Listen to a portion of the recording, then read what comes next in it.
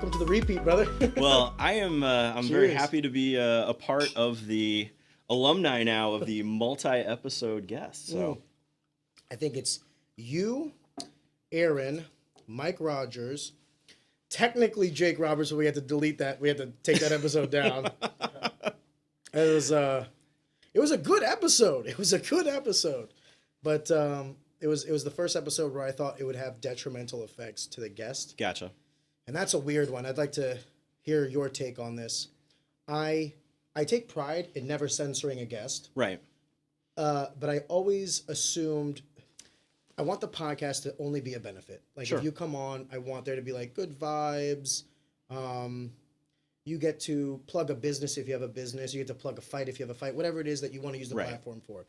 I don't like the idea of the podcast possibly harming the guest. But then how do I allow for a guest to speak openly and honestly while then simultaneously worry about how it could affect them? It's fair, and being in the podcast world for so long that it's one of those things that you really don't want somebody coming in and blasting somebody else losing their job over it. But there also comes a point where you have to be, well, he said it, and that was something, and I don't even know what Jake said. So, but there is a time where you're like, okay, well, maybe that wasn't the best way to go about it. And you can do a couple of things. You can either edit it, or if it's live, which is what I used to do a lot of, was live interviews. It just kind of, it is what it is. And then, you have to pull them down if need be, or... This is where I fucked up. Like, I thought it was fine. Because I do the edits. Sure. So I have a gentleman that does the clips for me. He's much better with Premiere than I am. But I'm the one who kind of, like, overlooks the editing of the long form, which, by the way, is far easier. Like, it's not technically difficult. But I watched the episode, and here's the issue, is the nuance, right? So when I listen for the episodes, I'm like I say, like, no hard R's, no, like, super strong comments that could be taken a certain way that I think would look ill on the individual or a party. It was just like there was a lot of nuance that I didn't understand, and it ruffled some feathers, and I was like, damn it, like, I don't want this to cause any animosity or friction or any of these things. So that was like the one rare time where I was like, let's take this down. Well, but that's good on you. I mean, because that shows that you really do care, and I should have. But even if you should have never gone up. That's right. But if you don't catch it, or it's one of those that, all right, it's a play between the two.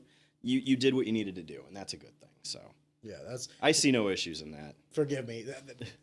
So with Jake, you, Mike, Aaron, trying to think if we have another repeat guest. Greg Tabber, but I love talking politics with that guy. Okay. And those are the episodes that get like the most amount of, I get like hate comments on Instagram, bro. Oh my God. Especially we talked about Ukraine and I got some Ukrainians that were like, you don't know anything. I'm like, oh shit, sorry guys. But you used to do live. That's one thing I don't think. So we do ours pre-recorded and it comes out usually like a week after, which sucks because if there's something that we're discussing that's like timely, sometimes we might kind of miss the mark. But it does allow me, I've had guests come to me afterwards and be like, can we edit this out? My father didn't know about this. I should have never spoken about it. Kind of gives you that buffer. Yeah. I don't know. Maybe I'm overthinking this. Well, no, so I came from the terrestrial radio world. So whatever you said was what you said. You had parameters that you had to deal with the FCC, but it was what it was. Did you guys have a delay with that one? What is it? Like 100%. Seconds? Did you have a producer? Yes. Okay, so yeah, I was. So even then, with live, you still had like you had time to dump if you needed to. Net. Yeah, for a word or two. Well, you would have to, because if somebody would come on and drop an F-bomb, you would have to kill it at that point in time. You couldn't say certain things on the radio, and I wasn't on anything that was like big or anything like that, but I was on what became 97.1 FM Talk at one point in time back in the old days, for a bit, and so. We did shows on there. It was a blast. But yeah, I got used to doing everything live, and so I got used to the way that I asked questions to people. And so whenever I jumped then into the world of MMA and did that MMA show and all of those, because I was amazed. It's been like 10, 15 years now. So that it's been that long in the game. I still did a lot of what would be basically considered live interviews. So there wasn't a lot of editing at the end of it. I did it the next night. It would go out over the air, or it would go out on. I was on an internet radio station for a while, and so it wasn't just podcasting. There was a radio component to it. Then it would go to that. And so I got used to asking questions but I didn't go down the rabbit holes of anything crazy. You know what I mean? Or it wasn't anything that would be detrimental. But I had people who would get on and talk about, the UFC promotion, that they didn't like it. And then they were like, ooh, can we? I'm like, that was out. It just is what it is. So there was some of that went on. So did you ever feel like you were responsible for what the person said? Not in like what you say is what I say, but did you ever feel responsible for the guest and how they would be perceived? Like I led them on, you mean? Because I don't think I ever led anybody on as far as, because I wasn't like, was that bad? Was it this? Was it that? I tried to let everyone always give their own speech to it. But I remember interviewing a prominent UFC female, and she started talking about the wage gap and all this other kind of stuff, and I went nowhere near that topic. And actually, I kind of moved the other direction just because I'm like, ooh, if they hear this, because at that time they did listen, because I had UFC press credentials. Like I had access to all the interview portals and all the other stuff. And I'm like, ooh, we're not going to go that route. So that was one of them that I'm like, we'll just go the other direction. So, yeah, I guess maybe I like the thought of this being a positive thing for people. 100%. While simultaneously having the honest conversations people want to have. Maybe in the future, I can just do a better job of like coordinating with the guests and saying, hey, going over this episode, I noticed this, that, or the other. Are you sure this is how we want to? But then again, see, then I think it's a slippery slope. Well, then do you take away the realism? Just wanted to take a second to pause the action and just tell you guys, thank you so much for consuming our content. Easy Talk is a passion project. This podcast is just a bunch of like-minded people coming together to produce some cool stuff and talk to some cool people. One of the things I would very much appreciate is if you could possibly like the video or subscribe to the channel, just because it helps us in the algorithm and ultimately to grow, to get more exposure to everybody, including ourselves, and ultimately just make a better product. Take a second, I'd greatly appreciate it, and on with the show. Or the context. I don't want to make it sound like my fear in editing is making someone sound like they're saying something they didn't. Does that make sense? Absolutely. Because you can change the narrative. Yeah, dude, I can. I mean, that's all reality TV is. Yeah. It's if you change the narrative to fit your story. When we do our clips, I'm the one who. So I have a gentleman who does them, but I'm the one who picks them. Okay. So like I'll be like from minute 21, second 32 to minute 22, second 15. This is the clip that I want. Okay. And then he has free reign of like how he does the edits and like whatever he wants. And he does an amazing job. Dude, Gabriel. That is shout out good Gabriel. stuff. Yeah. Like for real. He's a G, dude. I'm glad I found him. Shout out to Chad Mueller who introduced us. Okay. The thing is though, like I could take clips out of context, like the first half of the narrative is out, and then like just like the reaction, and I could make people sound awful. Absolutely. And I thought to myself the other day when I was doing editing, I'm like, this is what, and I don't want to get too charged into this direction, but I feel like this is the power that a lot of news networks have had for 100%. so very long, where they could have like a 5-minute interview and take a 15-second snippet and just completely obsolete. And the all whole of a sudden you are conversation. the Antichrist. Yes. 100%. And then good luck. And then the other thing is the power dynamic, right? Because so like I can post this to like social media and the YouTube channel. Mm-hmm. But they don't have like, I have the footage. They don't have the footage. They can't be like, Arion, this is the long form. Here's the whole thing. Yes, right. Yeah. Exactly. So it's actually like the abuse of power could be extreme. I would never do that. I'm just saying it's crazy how that possibility does exist. And if it exists for me with our production, right. Imagine what people with millions of dollars of production value could do. Imagine the idea that you can watch every clip that's ever made and pull out one little single spot that's going to kill whatever and change the narrative about that person. You know, you could have 15 seconds in a 20-minute interview and you end everything in one shot. So It's a power to have, and something about a Spider-Man quote, something about power and responsibility.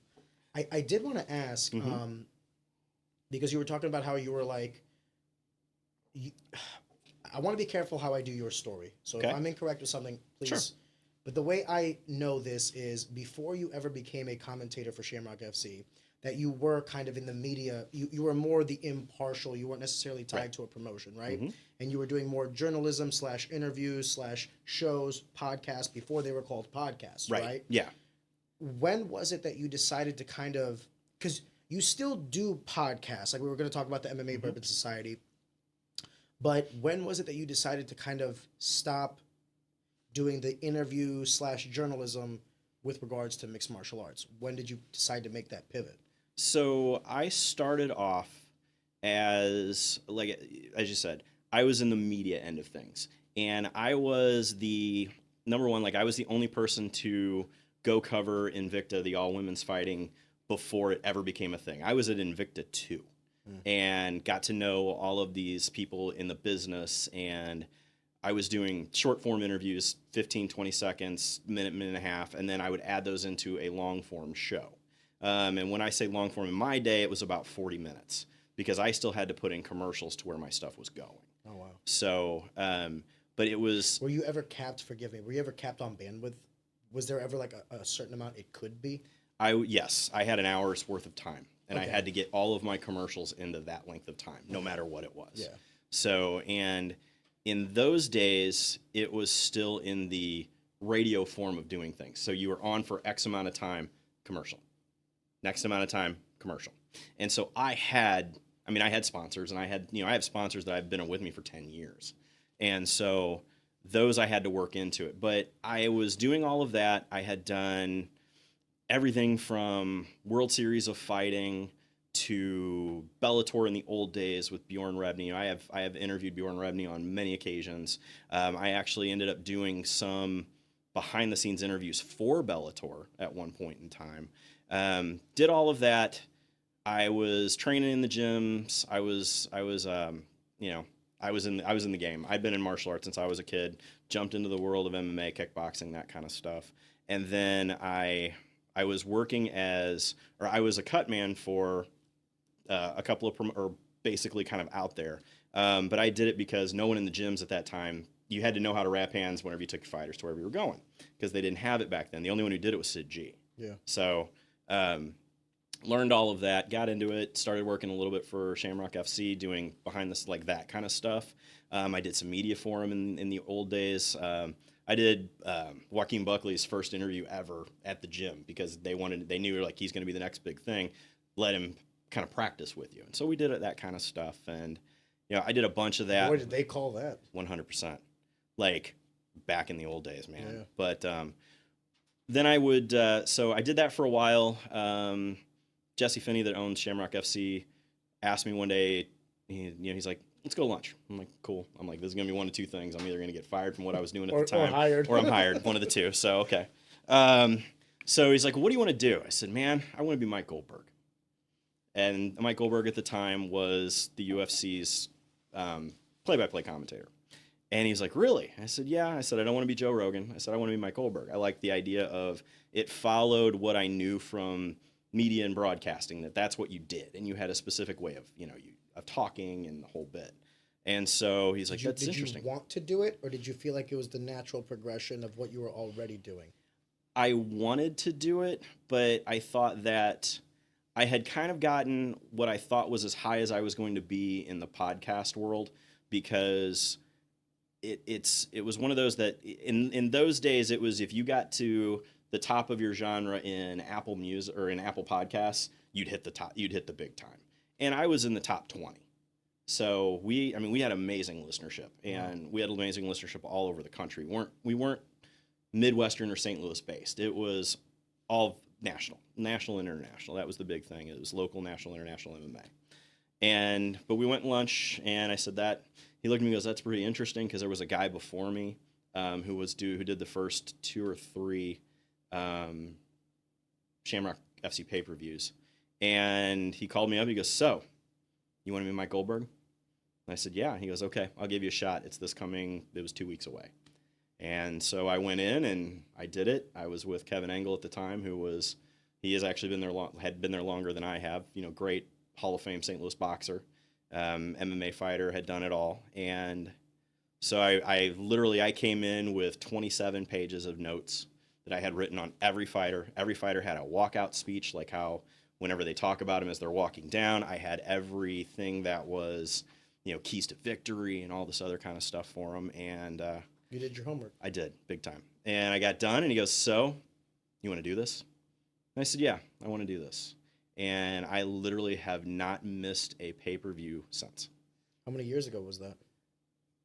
We did the math the other day. I want to say it's 11 years. So 11 years, and they've done like 10 shows a year roughly? Well, at one point in time, there was 22 shows a year. Oh, yeah. That's insane. Yeah. And so I have called literally thousands of fights. Yeah. 22 shows in a year. Mm-hmm. Where do We you were doing find one the every 2 time? weeks. Where do you even find the fighters? They at were that there. point, at that point in time in the Midwestern MMA, there were more gyms. There were more people who were interested. There was a bigger field to pull from at the time. There was the old Hit Squad. There was CMMA. There were all of these gyms that are no longer around. That's where I started with CMAA. Yeah. So there was a bigger pool of people. So, and we were doing what they call the XFN cards, where it would be boxing, kickboxing, and MMA all in one. Those were the trifecta of combat. Those were so cool. So, but that's kind of how I got there. And I have never missed a show in that length of time. Like, there's no backup for me. It's just kind of always been understood that I would be there and I would do it. So, how do you handle that responsibility? Do you ever feel like, man, I'm sick and I don't want to go, but who's going to do it if not me? So I have done the show with the flu. They make your partner was happy about that. 100%, 100%. I have done the show with the flu. I have been pretty sick a few times.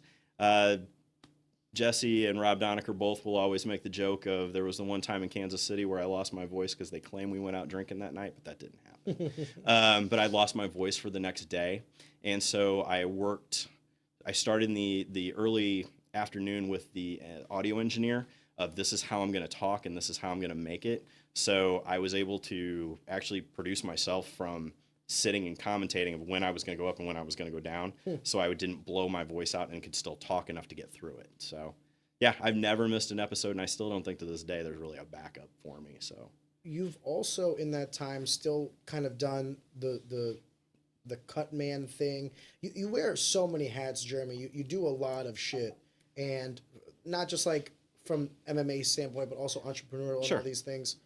I said this to you last time you were on, but you're one of the guys that kind of like amazes me in terms of how they handle their workload and their work-life balance kind of thing. Let me ask this question in a different way. Okay. Do you still have the same passion for commentating the way you did when you first started? Or has the additional things that you've kind of put on your plate, coupled with the expanse of time, maybe diluted that some? It's a great way to ask that. And that's a hard question. Yeah. Because, yes, there are times that I'm like, oh, Lord, this is going to be...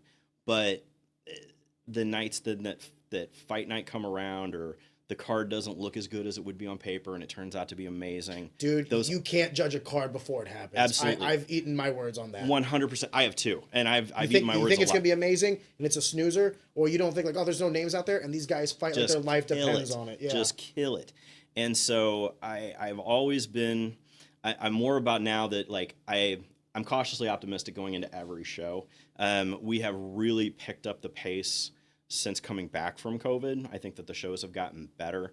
There is, regardless of what anybody says, Jesse Finney is very open to people who are around the shows in giving ideas and things like that. So, Rob and I. What does that mean? Giving ideas and stuff? Okay, so let's say that. Sorry. No. So you've been through a weigh-ins with us. Yeah. Okay. It's a big production. Yeah. It wasn't always. Oh, meaning that was added later on.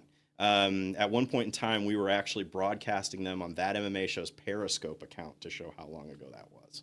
And so that was one of the ideas that like we could make the show better by doing this. And meaning Jesse didn't give ideas; he would.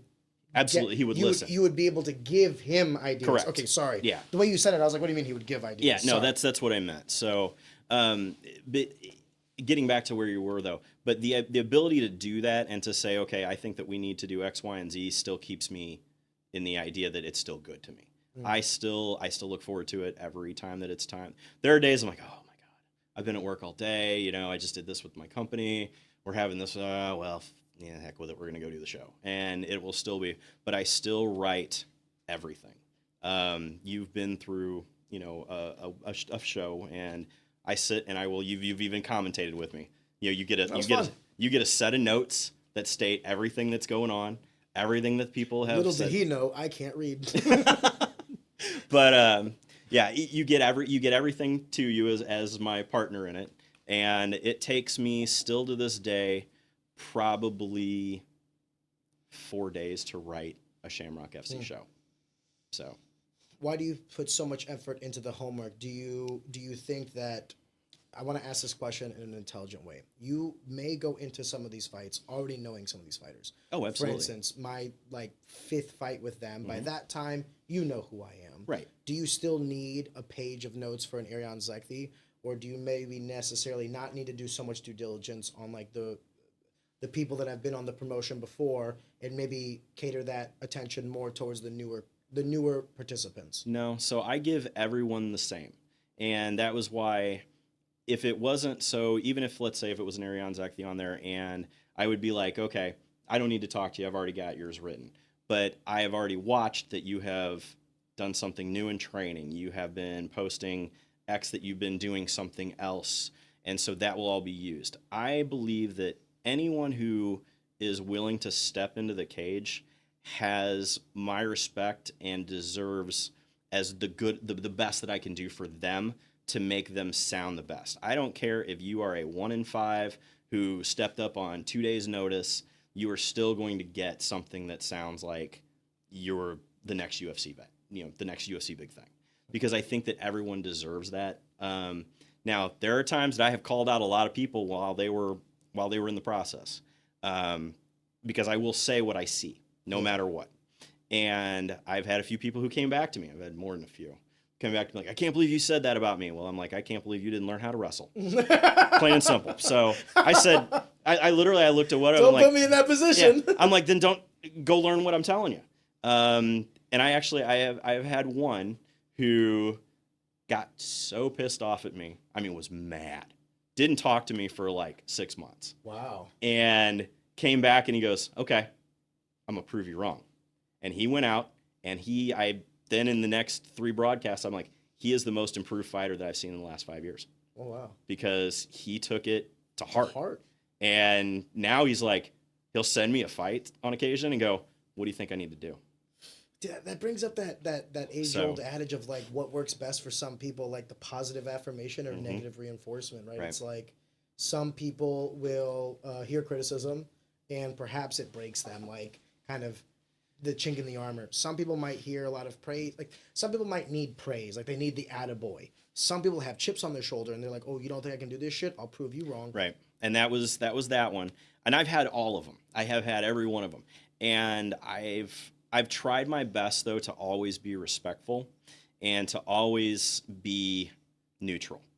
Because no matter what, I'm the one who it's going to be my voice that lives on saying whatever anytime that they go show those fights. When your daughter gets older and you go show her those fights on YouTube, it's my voice the one who's saying it on there. Yeah. And so I want that to be fair and I want it to be true. I've never went and just completely badmouthed anybody because I didn't like them. They trained at someplace else. Because for the longest time, I mean, I had my own stable of fighters who were fighting on shows. Yeah. And I've actually called several of people that I trained. And that was hard. But you have to be... You don't want to sound too biased, and if something bad happens to them, you don't want to like be too empathetic. Exactly. So, you know, and it's amazing whenever... The funny ones are the guys that talk to us while they're fighting. I have had people who had been taken down and landed right in front of us, and I'll say something, and they'll go, why are you telling him what to do? And I'm like, oh, my God. This is, yeah. Shut up, Jeremy. It's literally my job. Yeah, I can't stop talking. So, but, yeah, it was, there's a lot of it. But, no, I give everyone still, it's still a passion to me. You know, I don't have to do it anymore. You know, I've even kind of thought of, okay, when, you know, am I getting too old? Am I getting this? Am I irrelevant? You know, that kind of thing. Do you think that matters? The age and the relevancy? When you say relevant, what do you mean by relevant? Like so, in the sport? In the sport. So I've been around the game a long, long time. You've been in the sport longer than most of the fighters. Oh, absolutely. Then what are you talking about relevancy? Well, but still, there's a new group of fighters out there who are a very different breed. And they're a very different, the younger guys. Okay. And they don't know the history. Perfect example. So this past Shamrock FC fight, Greg Jackson was there. And he was cornering one of the guys. And we made a joke, because I've met Greg several times through other promotions and things. And we made a joke that, how many these kids thinking they know who you are? And it was amazing. How many didn't? So the only one 21 to 25 that knew who Greg Jackson was my son. Jesus. Yeah. And they were like, no, who is he? I'm only like, the head coach of the GOAT. I'm like, that is the technician that made John Jones. Yeah. And he's like, really? He's still with him, by the way. Yeah, absolutely. I mean, that is the most preeminent coach that has basically ever existed. You know, that has brought so many of the best out there. I did not know that I want to be careful how I say this, because I don't want to come across as rude, but like, I did not know that obscurity could be attained so easily. Yeah. The passage of time. Absolutely. Especially considering that it's still within the realm of combat sports. Like, if Greg Jackson goes to a Schnucks and someone doesn't know who he is, that's one thing. But like, you're entering your world, so to speak. 100%. You think this is actually where you would be seen more, and like people would be like, hey, let me get a selfie, yada yada. I made a joke with one of the guys. I go, well, do you remember have you ever seen one of Jesse's fights? Finney? Yeah. Yeah. And they went, Jesse Finney fought? And I went, absolutely, Jesse Finney fought. And they were flabbergasted. So, yeah, completely. That worries me. Well, pretty soon I'll be the podcast guy. No one will know me from fighting. Absolutely. Wait until give it a couple more years. Dude, you know what kind of hurt me? The last couple of fights I had, I used to do bald head with the mustache. Yep. And people don't recognize me. So Ray Hayes, when he was on the podcast, was like, who the fuck is that guy? Like, so he saw me fight, but I had the mustache and bald head. Right. And Colton was like, he's the real deal. Like, you know what I mean? Watch him or whatever. And then I came up to Ray before a fight, whatever. I shook his hand. I was like, hey, Ray, what's going on? And Ray said that when I left, he went to his coach and goes, who the fuck is that guy? He didn't recognize me. Yeah. So I shot myself in the foot with that even more, because like I looked completely different. Yeah. But I don't know. There's also a part of me that's like, so I don't want to make this about myself. Forgive me. No. You were talking about the relevancy as it pertains to you. Now, I would make the argument about people not understanding or knowing who Greg Jackson is, but that doesn't really matter. No, it doesn't. Because he's still a coach. But you have to know your history of where the sport came from. I wish you were right. I wholeheartedly believe that. I think that if you don't understand where the sport came from, then no matter how much you train, no matter what, you don't see the nuances that change. Because the game has changed so much in the time that I've been involved in it, that now it's a complete hybrid of what it used to be 7-8 years ago. You know, it changes I think it changes every 5 to 10 years. The next generation of fighters. Exactly. The reason I say I wish you were right is not because I don't agree with you, but they don't have to. How do I know this? Regular history. Fair. People don't know their regular history. Yeah. And they navigate this world blindly. Yeah. So it's like, while I agree with you, and I think that the sport and the people would be better off for it, I wish. Yeah. Could you imagine if the people understood, like, what Elite XC was back in the old days, and how that was one of the biggest corrupt promotions that there was, and where the advent of Kimbo Slice came from, and the how and the why, or who, guys like... there's been a great series that's come on Vice called Inside the Cage, and they were talking about Evan Tanner. And I literally had 3 people who were in the room with me who had been around the fight business for a long time go, who's Evan Tanner?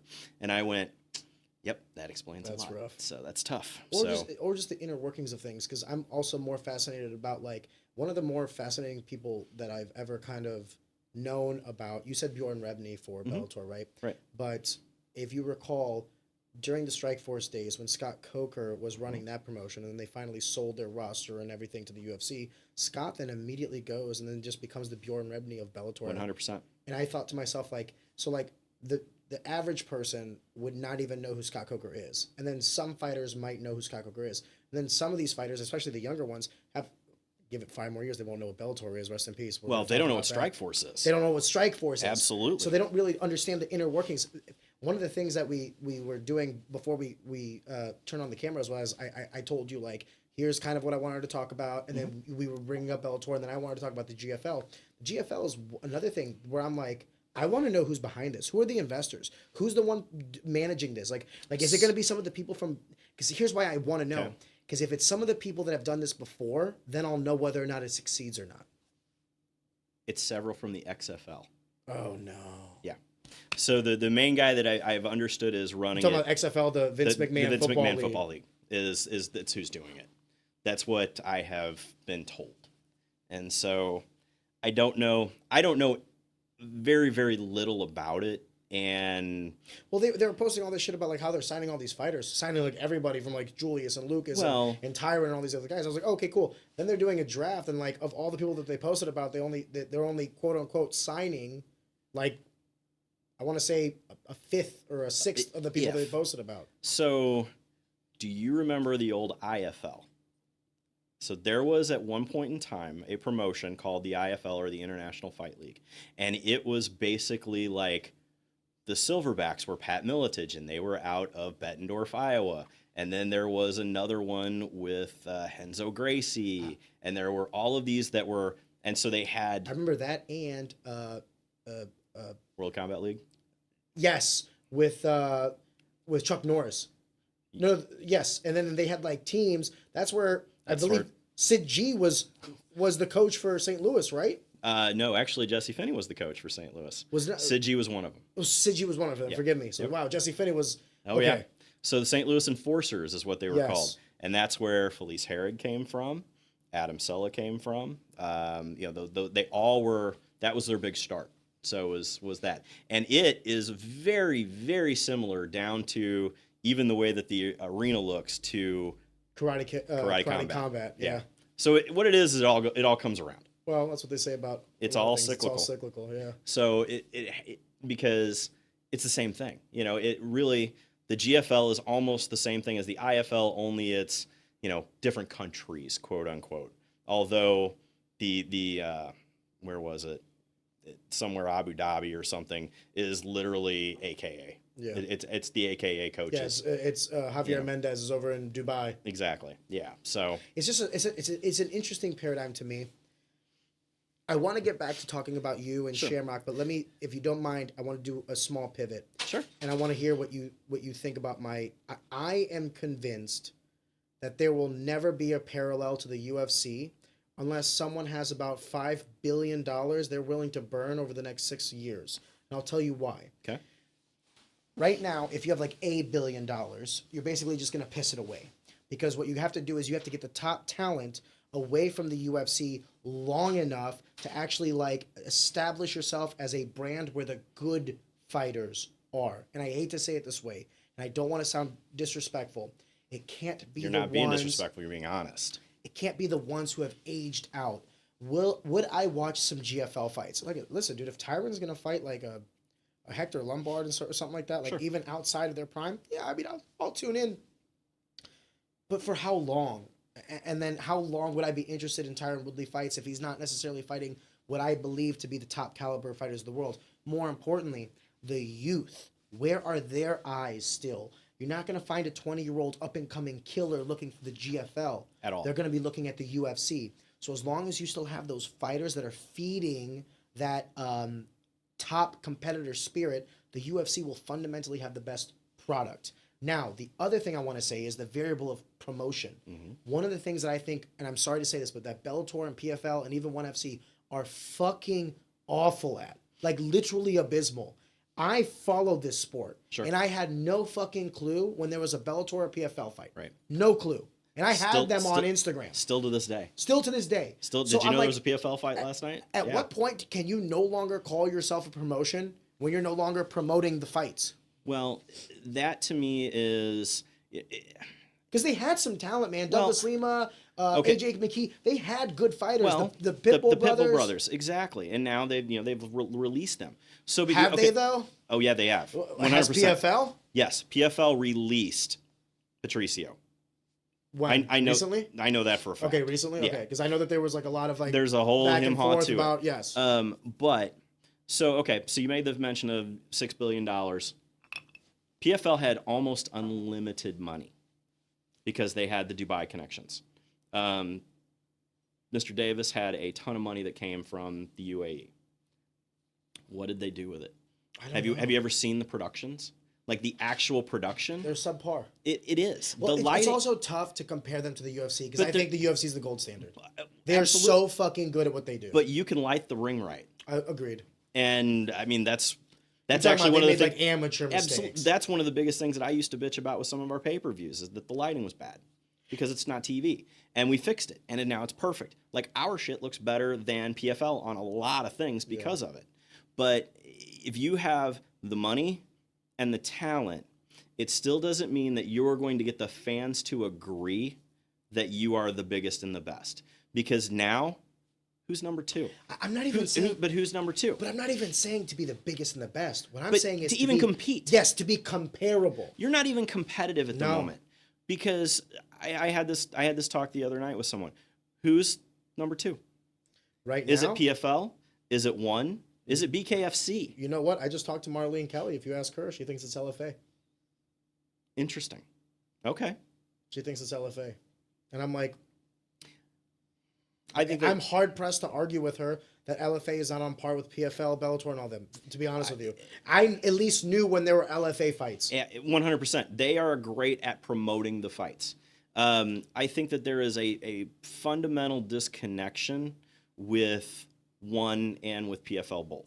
I think that there is something missing in the idea of getting it in front of the fans who care. Because I would watch a Johnny Eblen fight anytime because I'm the one who called Johnny Eblen's first pro fight. Sorry. You know, I was there. I've talked to Johnny many, many times. And I want to watch a fight every chance that I get. That's one guy where I'm like, I don't know what he's gonna do. Is he going to the UFC now? What's? I don't know. I hate to say it this way because I think he's one of the best fighters in the world, but I don't know. I was talking to Mike Rogers and we were talking about both on and off the air, and I mean, he basically brings it down to it depends on whether or not they want you. Yes. And them wanting you is like 100 different variables. It could be entertainment, it could be the personality, it could be on and off the mic, it could be the skill set, your fighting style, it could be your relationships, maybe like you know some people, you know what I mean? Well, and I don't know if Johnny Eblen, even though he has all the physical talents, and I think he's actually pretty great on the mic and all these other things, yeah. like he has a lot of this stuff, yet for some reason, just doesn't seem to be on the radar. He's even with the team, right? ATT down. Yeah. He's like he's in Coconut Poirier and all Creek. these other guys. He's got the he's in people the around fold. him. And I mean, he's in the fold of everyone who has made it over there. Yes. But people like a Kayla Harrison, you know, they made the jump from PFL over to the UFC, and you know, she has now been like, this is the best thing in the world. Because Yes. I mean, she even with her $1 million, wins that. I TBD if that's real or not. Exactly. You know, now they're talking it's $500,000, so they've already had to drop their money. Well, so that this is why I say $6 billion, because when they sold, when the UFC sold, obviously when you're doing any sort of I want to be careful how I say this because there are things I'm speculating and I want to make sure that I fully represent this accurately. There are things I know about business, and I know that a valuation for a company is a calculation, and then you kind of basically undervalue it because you're also looking to liquidate over like a course of time, right? So like when they sold, I believe it was like for $4.7 billion, but you have to give yourself a little bit of cushion there for the investors, the one that are actually providing the capital, to also realize their returns on that investment. You're not really selling something for its actual value. You're actually selling it at a slight discount to entice a buy. Absolutely. Right? So $4.7 billion, I don't actually think was the UFC's like actual number. I think maybe it's closer to 6. Based on what I know about mergers and acquisitions, about all these other things, right? Especially considering that they did an immediate IPO afterwards, indicates to me that they were actually like maybe under valuing it and they needed an influx of cash immediately. Anyway. And then where does it go next? Because now they want to go back. Bro. we were talking. This is a lot of inside baseball, though, that a lot of maybe, like you said, the kids have no idea where this even came from. Yeah. You know. I just do they remember Art Davies? That one kills me. So or the fact that I think one of the best buys that the UFC ever did was Strikeforce. As in, how many of those fighters went on to then be UFC champions? And Daniel 100%. Cormier, Tyron Woodley, Ronda Rousey. Ronda Rousey. Oh, yeah, Ronda Rousey would probably be like the most prolific, actually. I say $6 billion because you're going to have to operate in the red for such a long period of time, and you're going to have to do the same payouts. You're going to have to match the UFC in pay. 100%. You're not going to have to supersede them. I don't want to see a $1 million tournament win where the guys have to fight 4 times to get $1 million, and those 4 times they're making like $50,000. You're going to have to match them tit for tat, and say whatever you want about the UFC payout structure. You'll make the most money at the UFC. 100%. Outside of one-offs, which you can't rely on right. as consistently as the UFC. So $6 billion, because you're gonna have to operate that for at least 3-4 years in the red before to you even ever start seeing some sort of competitive advantage. Yeah, before you ever. Because you're gonna need the next generation of kids to be like, oh, they're both on par, and then you're gonna have to differentiate. And how do you differentiate? That's gonna be the hardest part. You're gonna have to give some profit sharing. You're gonna have to give some insurance. That's the one thing I do like about the GFL, where they're talking about 50% split and the insurance. I do like that, but that's also so much fucking money. But that was done again once also.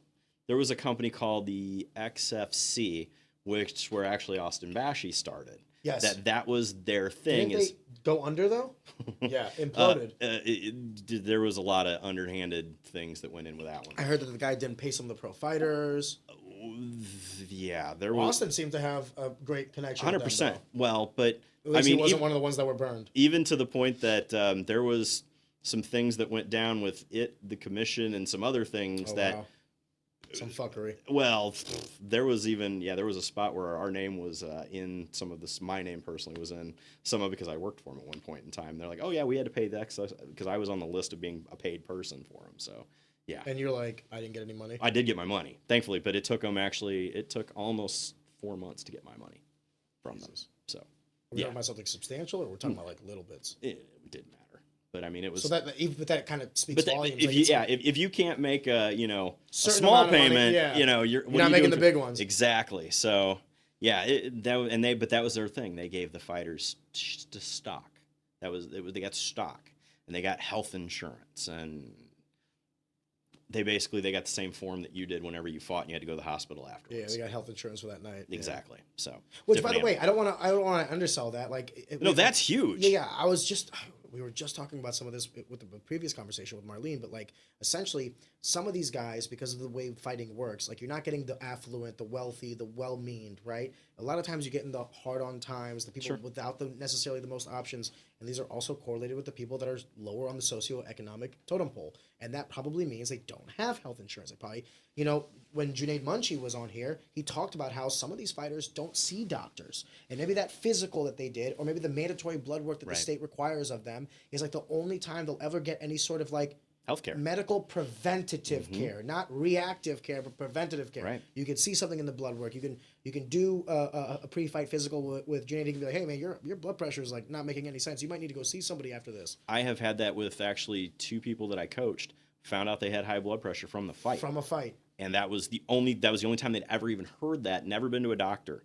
And they were like, well, you can't fight. They're like, what do you mean? I'm like, you're an amateur. Shut up. We're going to go to the hospital. Yeah. Plain simple, The only reason I bring that up is I don't want to undersell like what is already being 100%. done. It has value. Absolutely. But all I'm saying is, and to get into a roundabout point, I truly believe, and we were talking about this off the record, I believe the sport of MMA has plateaued. Like, I don't think it's growing.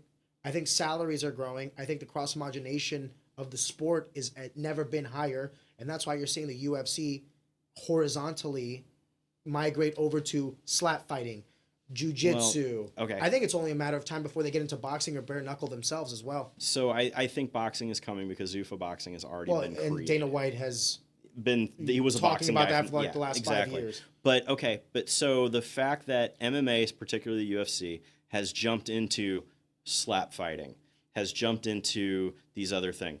Has MMA now jumped the shark because of it? Because now we're like, okay, I worked a fight in Iowa where the guy told me, well, I got to have 2 MMA fights before I can go do slap, because that was part of the thing. And this guy did not care if he got his ass kicked or any of it. He was just like, I got to get into it, because then they're going to take me on power slap. And How much money is in power slap? There can't be that much money in power slap.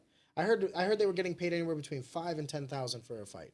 Something to that effect, I think. And I do call that a fight because I'm not letting some guy slap No, the shit out of me. You're taking head trauma with no means of protection. I'm not trying to poo-poo on slap fighting. I'm not. But like, let me put it this way. I used to get into the cage and get kicked and kneed and all that. 100%. And I wouldn't stand there and let someone slap the shit out of me. Right. And, you know, I've actually got to interview Colton Cole locally, who was a slap fighter. And he says, yeah, it's 100% of a different animal.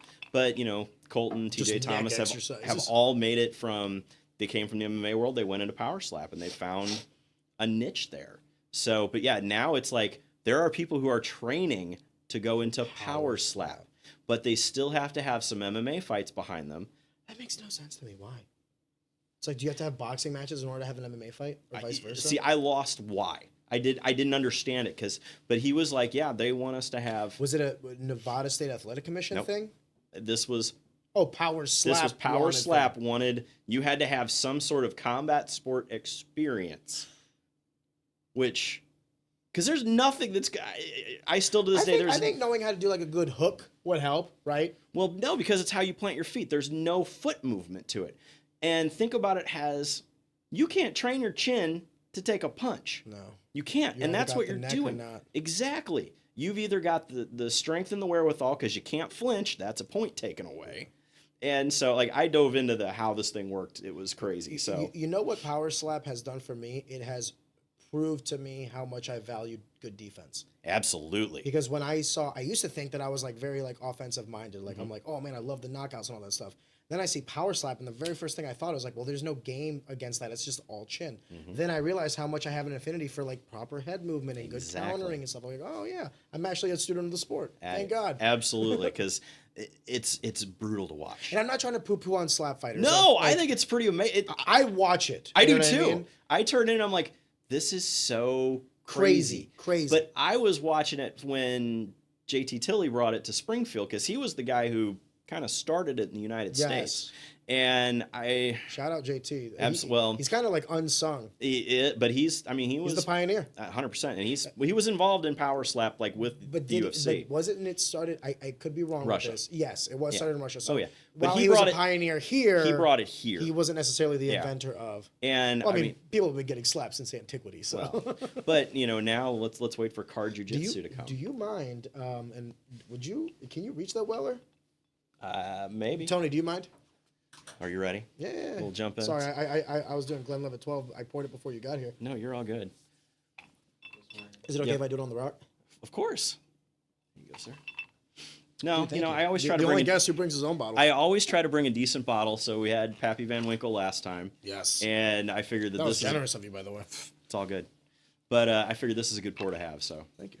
And I figure if you're going to keep Uppercut on the shelves behind the camera, so I'm all about it, so. Dude, how could I not? You, I don't know if you gave us, I think, a whole pallet of them. We have... Yeah, I gave you a case of it. We have what? I think we still have your whiskey.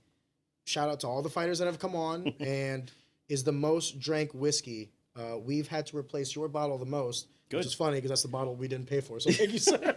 Not a problem. Shout out. I listen, the fighters love it. Some fighters love it more than others because I had one. I'll say it. Montreal James went tit for tat with me. And I have a pretty high tolerance, brother. So like by the fourth one, I was like, he's got to be feeling this. I'm getting fucking destroyed. Absolutely. And then we end the podcast. He stands up and goes, I'm fucking drunk. I was like, dude, should have said something. I'm trying to match you. Oh, he goes, well, I didn't want to look like a bitch. I go, bro, we could have stopped at 2. Like, I was fine. Yeah, because, He's like, that shit good, though. I was like, yeah, it is good. Yeah, I'll take that. Montreal James sent me a message afterwards. He's like, man, that's really good stuff. did he? Oh, yeah, 100%. I've had a few of them who've had it on the show send me a message afterwards. I'm glad, man. It's a good whiskey. Well, I appreciate that. Speaking of, because we were talking about, we'll get to that in a second, because about the entrepreneurial side, but let's finish this topic about the horizontal plateau of UFC. You say they jumped the shark, and I think what you mean by that is now you're getting a subset of people that are no longer pursuing MMA, they're pursuing the subsect of it. Correct. So either power slap or jiu-jitsu, which the argument could also be made that jiu-jitsu was like one of the things that created MMA. So it's like, what came first, the chicken or the egg? Sure, but now think about the idea that people are, they're trying car jiu-jitsu or tire wrestling. And But how many of these things are fads that will eclipse over the course of time? Because just because it starts doesn't mean it'll like actually. I get it, but I mean there is a definitive audience for it. Fair, but is the audience large enough to sustain it? That's the question. Anything can be done for a month, 2 months. Well, sure, but I think that we're going to see card jiu-jitsu. You think? I really do. Well, shout out CJ Hunter because I know that's like, 100%. And JT also because you brought this to us, so I like it. So. Yeah, that was one of whenever he first started the power slap thing, he sent me a message. He's like, "What would you think about it?" And I'm like, "Man, I don't know what I could do with this." And I kick myself every day that I didn't go commentate, slapping. So, but I don't even know. Yeah, I don't know. It's we've all got those ones that are like, man, I should have done that. So I need to get Colton on here. That's who I need to do. Yeah, I need to reach out to him. Well, he's an interesting cat anyway. Yeah. Well, super good chef. I remember when he came on to the MMA Bourbon Society, I was actually on when you guys were filming that show. I was on, but like behind, you know what I mean? Like I wasn't on the show, but I was watching it live. And the best part about that was like they were pouring all these good shots of whiskey and then giving me a shot. I was like, "Hey, thanks, boys. I appreciate that." Yeah, we do. We've got a pretty good collection. Yeah, you do. Can I ask? Yes. I know the birth of like how that started, okay. But for those that might not necessarily know, can you explain to me? Because we were originally talking about how you were originally more into the podcast interviewing world, and then you went to the play-by-play commentating. However, you kind of are dipping your toes in both pools right now because you also have your own. Would you call it a podcast? I would call it like a show. It's more. Would you call it a podcast? I don't know if I'd call it a podcast. What is a podcast now? Like, what's the definition of a podcast? Because a podcast is now any media source to me. Well, then I guess it is a podcast. Then. Well, but it's one of those that, number one, again, it's live. Yes. And then it lives in perpetuity. And there have been some nights that it has went off the rails. Yeah. But you mix alcohol and cameras, and it becomes pretty interesting. So. Well, you, Jeremy, and Craig also have a great little dynamic there. I like. Well, yeah. I mean, and it's one of those things that Jimmy Range, Craig Nacelle, and myself, I mean, we are like, that's my guy that either one of those that I'll call at 2:00 in the morning whenever something's wrong. We got to go hide a body. Those are the two guys that I'm calling. Those are the ride or die? Exactly. And so whenever we decided this idea, it was, and I'm not saying this to sound egotistical or anything like that. Never. But at the time, Jimmy was a photographer for every major promotion in the area. He'd shot Adrian Broner's championship fights. That is amazing. Yes, it is. So that is actually the same juice that becomes Pappy Van Winkle 12. Really? Yeah, so Lot B and Weller 12 are the same base juice. It's just someone named Van Winkle didn't pick the barrels. Wow. So, yeah. Forgive me. No problem. Jimmy, ride or die. But so, yeah. But Jimmy came from, was a photographer, one of the best photographers in the Midwest. Yeah, that's how I knew him. When right. I first met Jimmy, he was doing Jim Jenkins shows. Mm-hmm. But Jim had done everything from ESPN to Showtime so like I said, he photographed Broner's heavyweight championship. He's done everywhere. He also was the one who introduced me to, rest in peace, Bob Barton. Yes, absolutely. And he was taught by Bob. I mean, that was, kind of they were. Also, Bob was a phenomenal human being. 100%. Best guy ever in the business. And I feel bad for the kids that they don't know him. So. You're not wrong. Yeah. Talking about knowing your history, right? Absolutely. They were at a loss for not knowing him. 100%. He was the one guy that, I'm sorry, he was the one guy that asked me, like, how my dad was doing. Yeah. And I was like, 100%. Because he took a picture of me and my father in the cage one time, and he saw how proud my dad was. And then, like, he took an affinity towards me. And then, like, every time he would see me, like, hey, buddy, how's your dad?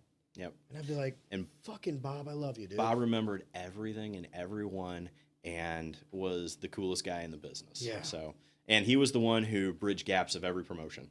Yeah. No matter what side. No bad thing to say about him. No matter what side of the game you were on. He was Switzerland. Yeah. Neutral. There was a more even in the old days there was more division than there is now.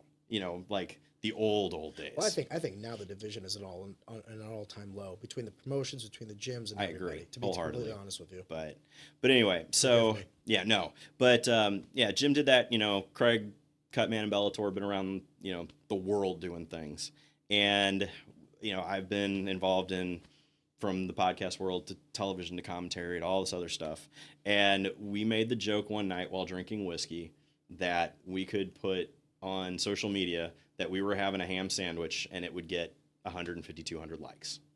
And we were having whiskey one night at a bar, and I said, we should start some sort of bourbon appreciation society.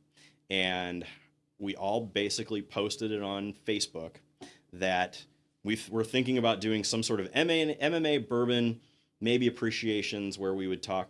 And within about 15 minutes, we had over 200 comments of people asking how to join.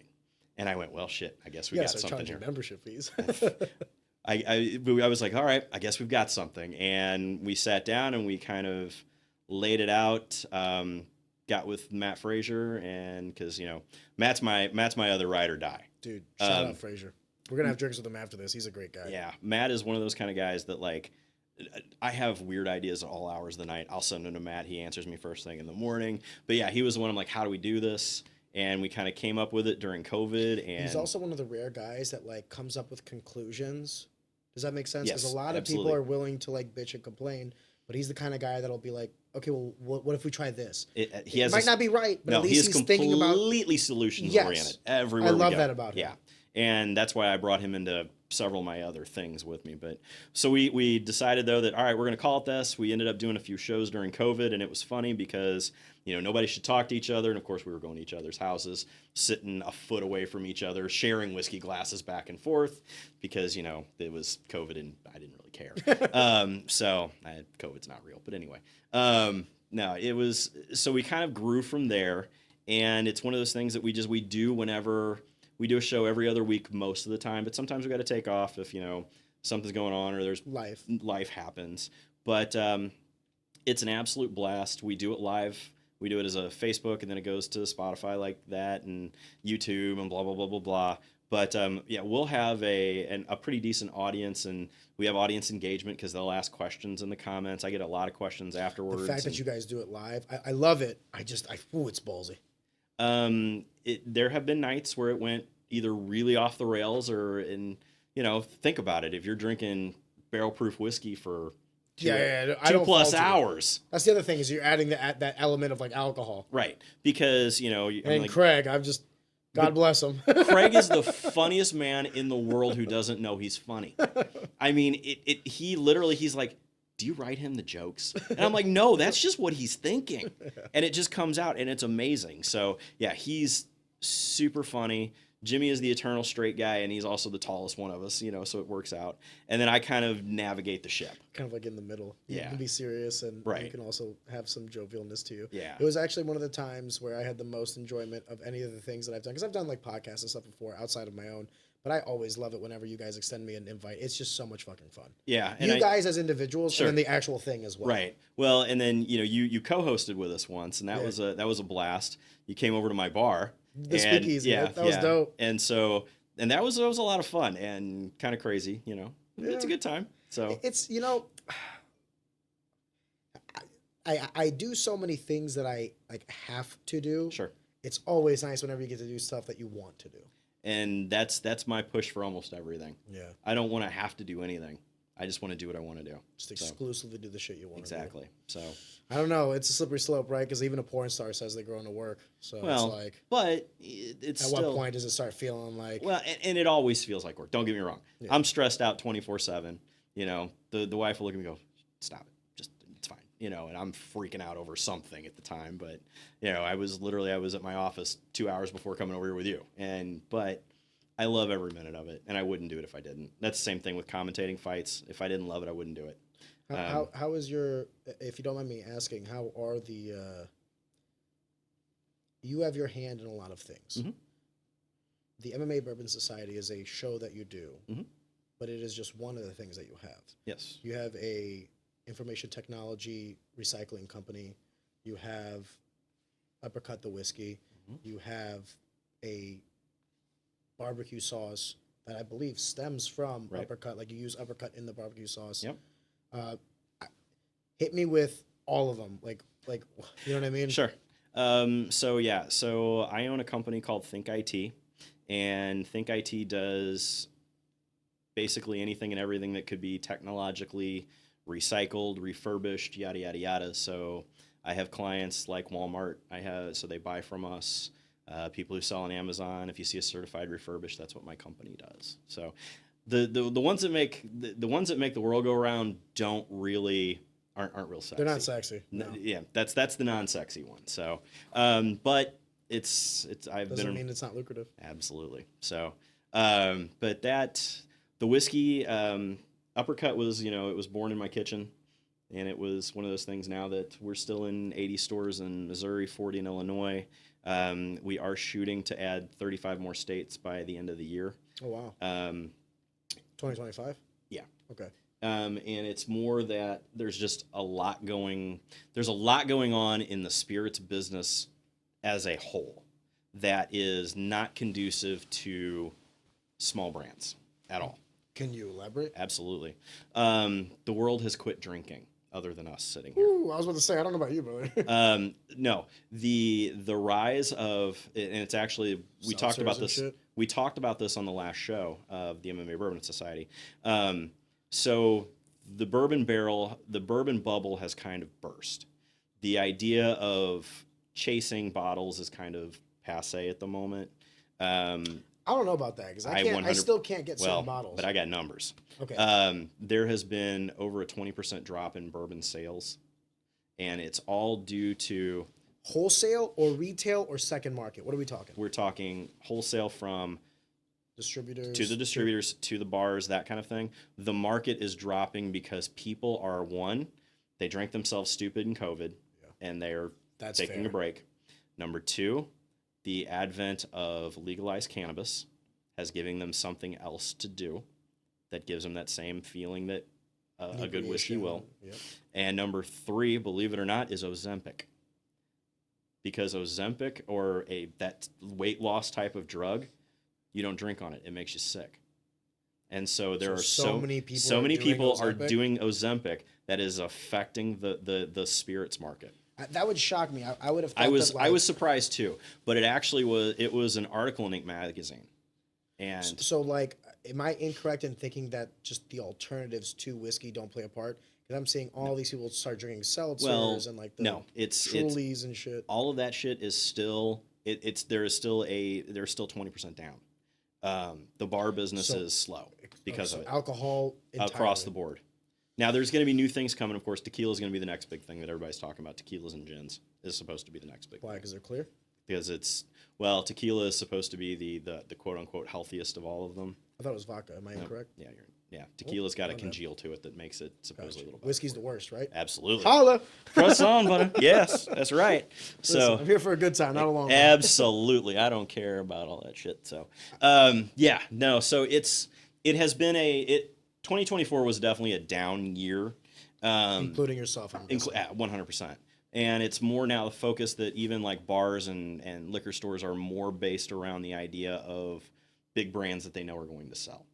And so it's harder to get the smaller person, because I'm a one. I hate that though. You and me both. Every bar is the fucking same. Absolutely.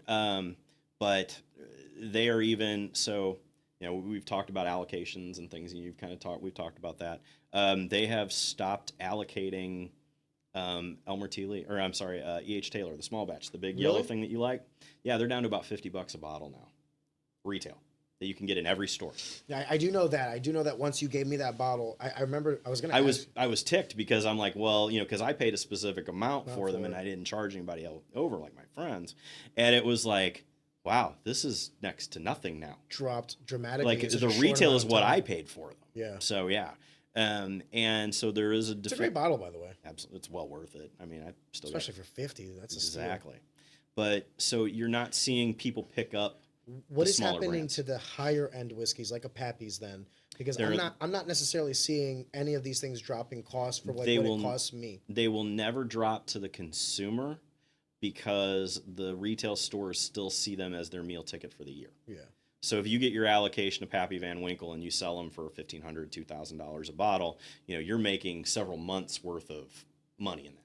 Could the drop in the total consumption of alcohol also lead to wholesaling having bigger margins for then the retailers? I could see it. Because if what you're saying is, less people are drinking, so there's less demand. If the supply is the same but demand has dropped, then by virtue the price should drop. In theory. Yet I'm not seeing the price drop when I'm going to pay, then that means the price is dropping for one of two of us. Absolutely. So either it's dropping for me, which it's not, or it's dropping for you, which then that means your margin's higher. I have a feeling that that's closer to where it's at, the way that it reads. But I think that I just think that they're talking now that, at one point in time, a couple of the big distilleries were building a rick house a month, which is what they store the barrels in for aging. And now they're all stopping it. No more additional production. No more additional productions needed. We're seeing, by virtue of that, forgive me, just to kind of elaborate, that means that the total production of whiskey is now like a horizontal line. Absolutely. In terms of growth of additional, and you would think with the growth of a market, you will then need to subsequently also grow production. Well, and so that's stagnation by definition. Absolutely. And you got to think that it's 4-6 years in the future. Yeah. So they're having to project what they think consumption will be in that length of time because it takes more growth. Exactly. So I don't know. It'll be interesting to see what it plays out with. I kind of see this as a win. Am I incorrect? For the whiskey aficionado, the whiskey whiskey just drinker, means we can get whiskey for cheaper. Absolutely, and you should be able to get it easier. I think that it will come. I think that it will come that we'll see it where you can get it easier. If I can get a bottle of Eagle Rare, I can get you a bottle of Eagle Rare right now for $65. I'll take you up on that. I mean, I can't get a bottle of Eagle Rare. I can only get a bottle whenever I got a buddy who he's like a GM of 2 Deerbergs, and sometimes he'll have that. I'm basically like at his beck and call, like, hey, by the way, I got X amount in, this, I got that. If you want it, you got. By the way, you also have to speak up. He had not. I'm not going to do this. Forgive me. There was a Weller. I just don't remember which one. Sure. And he was like, would you like this? I waited maybe 20 minutes. I was like, yeah, sure. How much? He's like, I'm already sold out. Yeah. I was like, bro, 20 minutes. So he's just sending them out in mass, and then whatever bites first come, first serve. I just remember thinking to myself, like, damn, this is competitive. Holy shit. Oh, and I hate that about whiskey, to be completely honest with you. I'm not a fan of the secondary market idea of it either. No, because I'm just paying an arm and a leg for the same fucking whiskey. Right. I have no problem with the price. I do once I realize that I'm paying 2x. Well, or more. So can you elaborate for the viewer who might not understand what we're talking about? Can you elaborate what wholesale, retail, and then secondary market? Sure. Those distinctions when it comes to the world of whiskey. Right. So whenever a whiskey is sold to a retail store, okay, they're sold for typically about 30% less than what you see on the shelves. That's about the margin that's there. And then from there, the retail store sells to the end user consumer, us. From wholesale, retail. There's your retail. And then you move to your secondary market.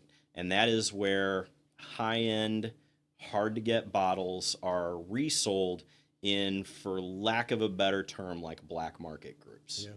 And so... kind of like ticket scalping. Exactly. But so that bottle of Weller 12, I believe, is like a $85 retail price. On the secondary market... that's probably $250. That's insane. A Weller CYPB, which is the white one, now is about $300. At one point in time, was about $600. And so even the secondary markets are coming down. See, this is the one thing that irritates me about whiskey is because I just want to be able to go and buy a bottle that I would want, and it's not even like if you told me, Ariane, we're going to get rid of secondary markets and retail, and it's going to be only a market where it's slightly above retail. So like you said that this was about $85 for the bottle, about $250 for secondary. If you told me that this bottle was $150, but it was $150 across the board, I could go to any Deerbergs and get it. Right. I'd be fine with that. Sure. My annoyance is knowing that I'm going to be paying a premium for this to some scalper. Oh. And that's what irritates me more than anything. I actually will refuse to do it because I can get a bottle of Eagle, but I'm not going to buy it for $200. I'm just not. Well, and it's the same concept as, so there's their low end, quote unquote, green label special reserve Weller. It's $35, supposed to be. Retail. You see it everywhere right now for $85. And that's even in the stores, because the stores will run secondary pricing because they know they can. Because they can set the price of whatever they want. Yeah. MSRP is suggested for But then let me ask you like the next logical question. Do you not, in essence, kill your own market by making it too... I know people that will like exclusively drink Crown Apple. Okay. You know what I mean? Like they think that's whiskey. Sure. And I'm like, is it? In my opinion, not really. Okay, because as soon as you start adding the additives and stuff like that, the sugar syrups and everything, you lost me, right? Well, that's Canadian whiskey, but anyway, continue. Yeah. In a nutshell. Right. Do they not see like the folly of their own ways that you are going to kind of eclipse? No one I know my age is into whiskey.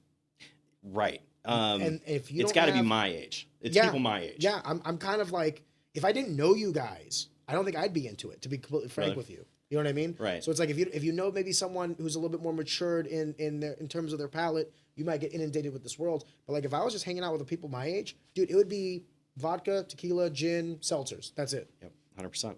Moscow mules for everybody. Yeah, which is delicious. They're great. Cool. Have it with whiskey. It's better. Is it? Oh yeah, Kentucky mules are amazing. I never even knew that was a thing. Oh yeah, 100%. See, I just do my shit on the rocks or like on a sphere or neat. See, just pour it in a glass. We're good. That's what everybody asks me. Like, well, what's your favorite drink? Whiskey in a glass. Thank you. That's it. So, but yeah, it's a very interesting market. And going back to with our product, it's tough because we have seen a marked slowdown just because of it being people are going to go pick a bottle of Jack Daniels, a Jim Beam, because they know what it is, instead of taking the risks anymore on smaller products. Yeah. So, but can you describe that to me? Because I know what you mean by that. The risks of the smaller products. Sure. Because of the inconsistency in the process of producing it. Not even that. It's the fact of, okay, I've never heard of this particular whiskey. I'm going to try it. Well, is it really worth my $30 when I can go buy an $18 bottle of Jim Beam and I know 100% what it's going to do? Yeah. And so there's more of that. And so in turn, the stores who run the retail end of things are, all right, well, we don't really want to take the risks on this sitting on the shelves. Yes, because, sitting on the shelves is death. Yeah. And by definition. Yeah, you don't want to end up in the bargain bins. Yeah. So we have been very lucky though with the stores that have taken it, and with the sales that we have a great return buy, and so we still have our numbers are the same, but they're not going up like we would hoped. But it's the entire business, and talking to multiple distributors, it's the same thing everywhere. So there aren't a lot of mom and pop shop bringing their product to market past like their own. We're here in St. Louis, so there's a couple of different distilleries. They're not shooting to get more distribution at other places. They're just like, cool, we're going to sell it in our hometown because everybody's going to know who we are. And correct me if I'm incorrect. Correct me if I'm wrong, but essentially, there's like a certain number of distilleries that will also produce a certain number of brands. So a lot of times, you might think that a certain whiskey is different from the other, but they very well could be not brewed. Sorry. There's a brewing process. I would say. I want to make sure that my vernacular is correct. So forgive me. They could very well be brewed in the same location. Oh. You have a couple of different ones over here that are. I think they're from the same 3 or 4 distilleries. They are the same things. And there's 10 bottles over there. Absolutely. So it's kind of the homogenization, not just of the whiskey market, but you go down the snack aisle. It's like Frito-Lay and I want to say it might just be Frito-Lay. Holy crap! but it's like you have 20 brands, but it's the same company making them all. Exactly. It's the same 5 ingredients you get at Taco Bell. Can I ask you a question of what you think? Only because the election is kind of behind us now. Okay. And the not turmoil, but the initial wave has kind of subsided. At least I think it has. What has been your reaction, anecdotally, nuanced to your life? Not necessarily what you see on the news and all these other things. What has been your reaction to the fallout of the election and Donald Trump getting back into the office? I don't see a lot in my world of differences other than we are already seeing in the technology side of things, people who were, we're going to hold on to our capital investments for the year and not really do anything, are starting to let go of some money. So we are starting to see some spending that is happening. Which indicates optimism. Exactly. And, we've seen when you look at what our business does, it's a glorified commodities trader. We're trading in different pieces of things in tech that make gold and precious metals and blah, blah, blah. And we are seeing already within a week prices are rising.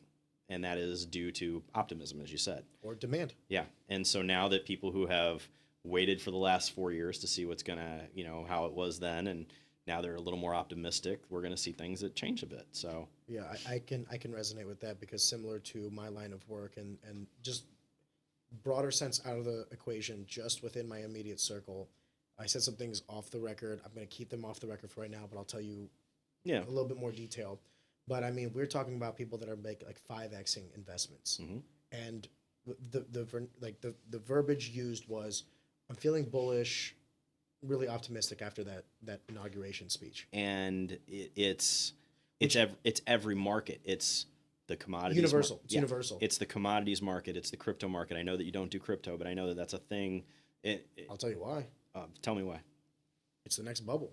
100%. But it will implode. Absolutely, but it implodes every 5 years. And if you know how to follow the trends, you make your money and then you get out. Yeah, but someone has to be left holding the bag. It's a fair statement. And it'll But is it you? Chances. What this is where I do not fault a man for making $1.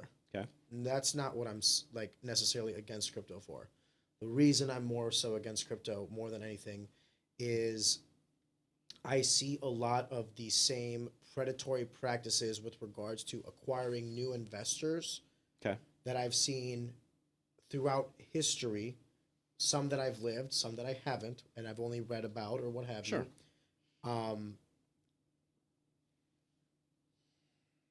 I cannot in good faith tell anybody to buy something that I don't see intrinsic value in, and I would never tell someone to make a purchase on something that I would not hold myself. I understand that. And I can sit there and deduce to someone like, hey, if you buy this at, 30,000, sell it at 60,000, yeah, you'll make a return. But then you get to the most dangerous part of investing, and the thing that I will just not touch, and that is when to buy, when to sell, because no one knows. And if anyone tells you they do, they're fucking lying. Absolutely. And even in that space, and there are markers and things that happen. Yeah, it could be. It's all speculation by definition. 100% it's all speculation. But it does follow patterns. Yes, but no, because that's how you get '08. It follows patterns until it falls off a cliff. It follows a pattern until it doesn't. Until it doesn't. And the hot ball fallacy is a thing for a reason, because you believe that the future will be indicative based on the past. And the problem is, if it is, it'll lead you to believe that again and again and again. Sure. And it's literally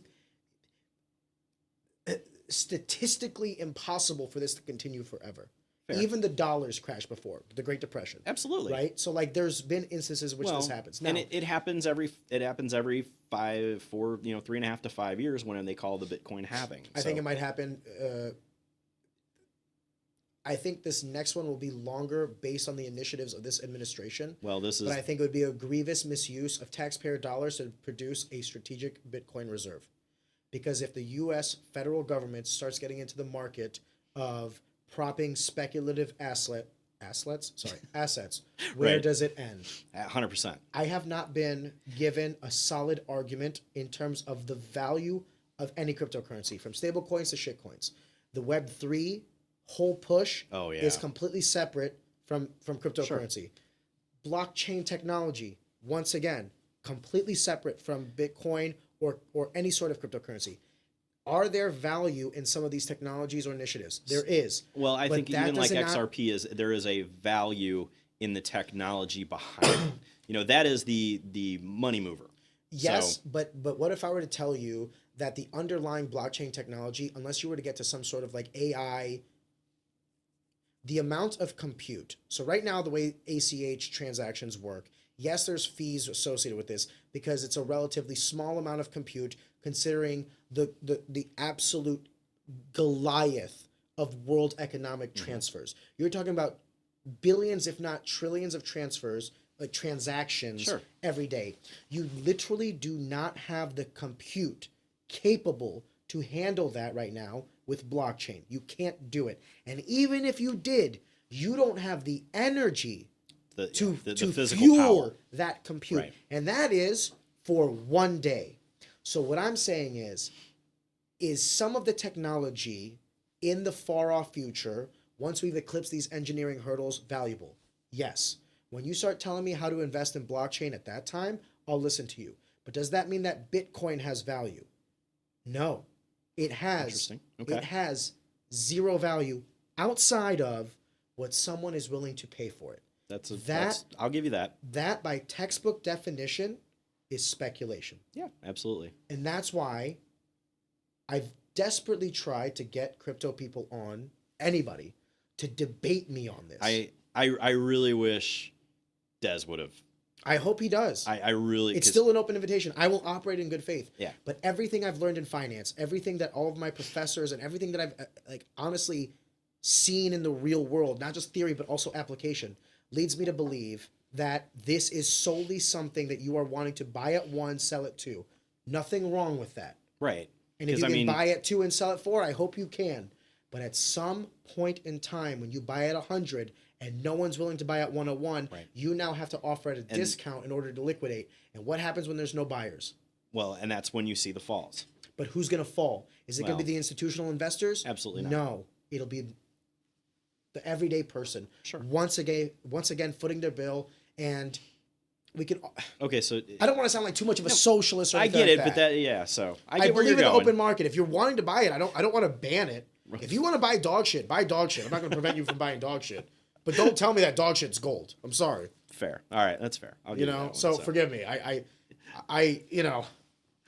have a lot of friends that will. I have a lot of friends that will debate me on this, like over the phone, and they'll always hit me with the same shit. This is the part that I get most irritated with, when they'll tell me, like, they'll start to justify their actions because so and so is also with it. Well, Chamath on All In is pro Bitcoin and all this other stuff. I'm like, yeah, he probably has a heavy Bitcoin position. Right. So it's in his best interest to say things about in order to entice, and that's where I get a little bit annoyed. Well, and that comes back to how are you using your, and I hate the term, platform, but your influence. Yeah. Because I could sit here and tell everyone go invest in XRP because I hold heavy in it, but I'm not going to do that because I have my reasonings. I have where I got in, and we'll go from there. So, but but like I said, it all goes back to the same thing. It's all a commodity. It all makes money, and I think that we are seeing it does until it doesn't. But I think that we are seeing some people now who are, and I'm not talking just crypto, I'm talking everything, that there is some optimism in the idea of the business end of things. The social world is still losing their minds over Trump, but that's not really my. Well, I don't have a right to tell anybody to do anything if they want. He also is working with David Sachs, and he even is now spearheading a lot of these AI initiatives. I do want to say this. I have completely detached AI, compute, and quantum computing from anything that regards towards cryptocurrency. I can see the values in all of these things individually and together. So I do think that a world where the U.S. is the pioneer of any digital assets or any digital compute or anything to do with the technology of tomorrow, I want to pursue that. But subsequently, if you're going to push AI initiatives, if you're going to push blockchain technology, and you're not talking about fundamental reform and investment in our power grid, in nuclear technology, in terms of actually producing the gigawatt energy that you're going to need to fuel all the shit you're talking about, it's like having a Ferrari with no gas. Well, congratulations. Yours is the nicest car in the parking lot, and everybody else is driving past you in their Civic. Well, that's the whole thing with the idea of, I know that they talked about, making the electric car mandatory or whatever it was with, but there isn't enough electricity to do it. You're literally, the state of California wants to go full electric by 2030, and they are still having brownouts. They're telling people when and when not to charge their Teslas. Yeah. What are we talking about? Absolutely. This is the insanity of oh my God, Jeremy, you know exactly how to get me riled up. I try. That's my whole reason to come on. I want to see you go down. So dude, the best and brightest, I hate to say it this way, guys, the best and brightest do not serve you. They serve themselves in the private sector, in industry. You get the second tier, the crumbs, or if a true patriot comes out. But that's like the vast minority of people that are like the true, I love America. That's why I have so much reverence for Donald Trump. He could have rode off into the sunset, not have to do any of this bullshit, and now he's quite literally saving America. I hate being hyperbolic, but that's how I feel, truly. Right. Outside of that, the smartest people I know are not in politics.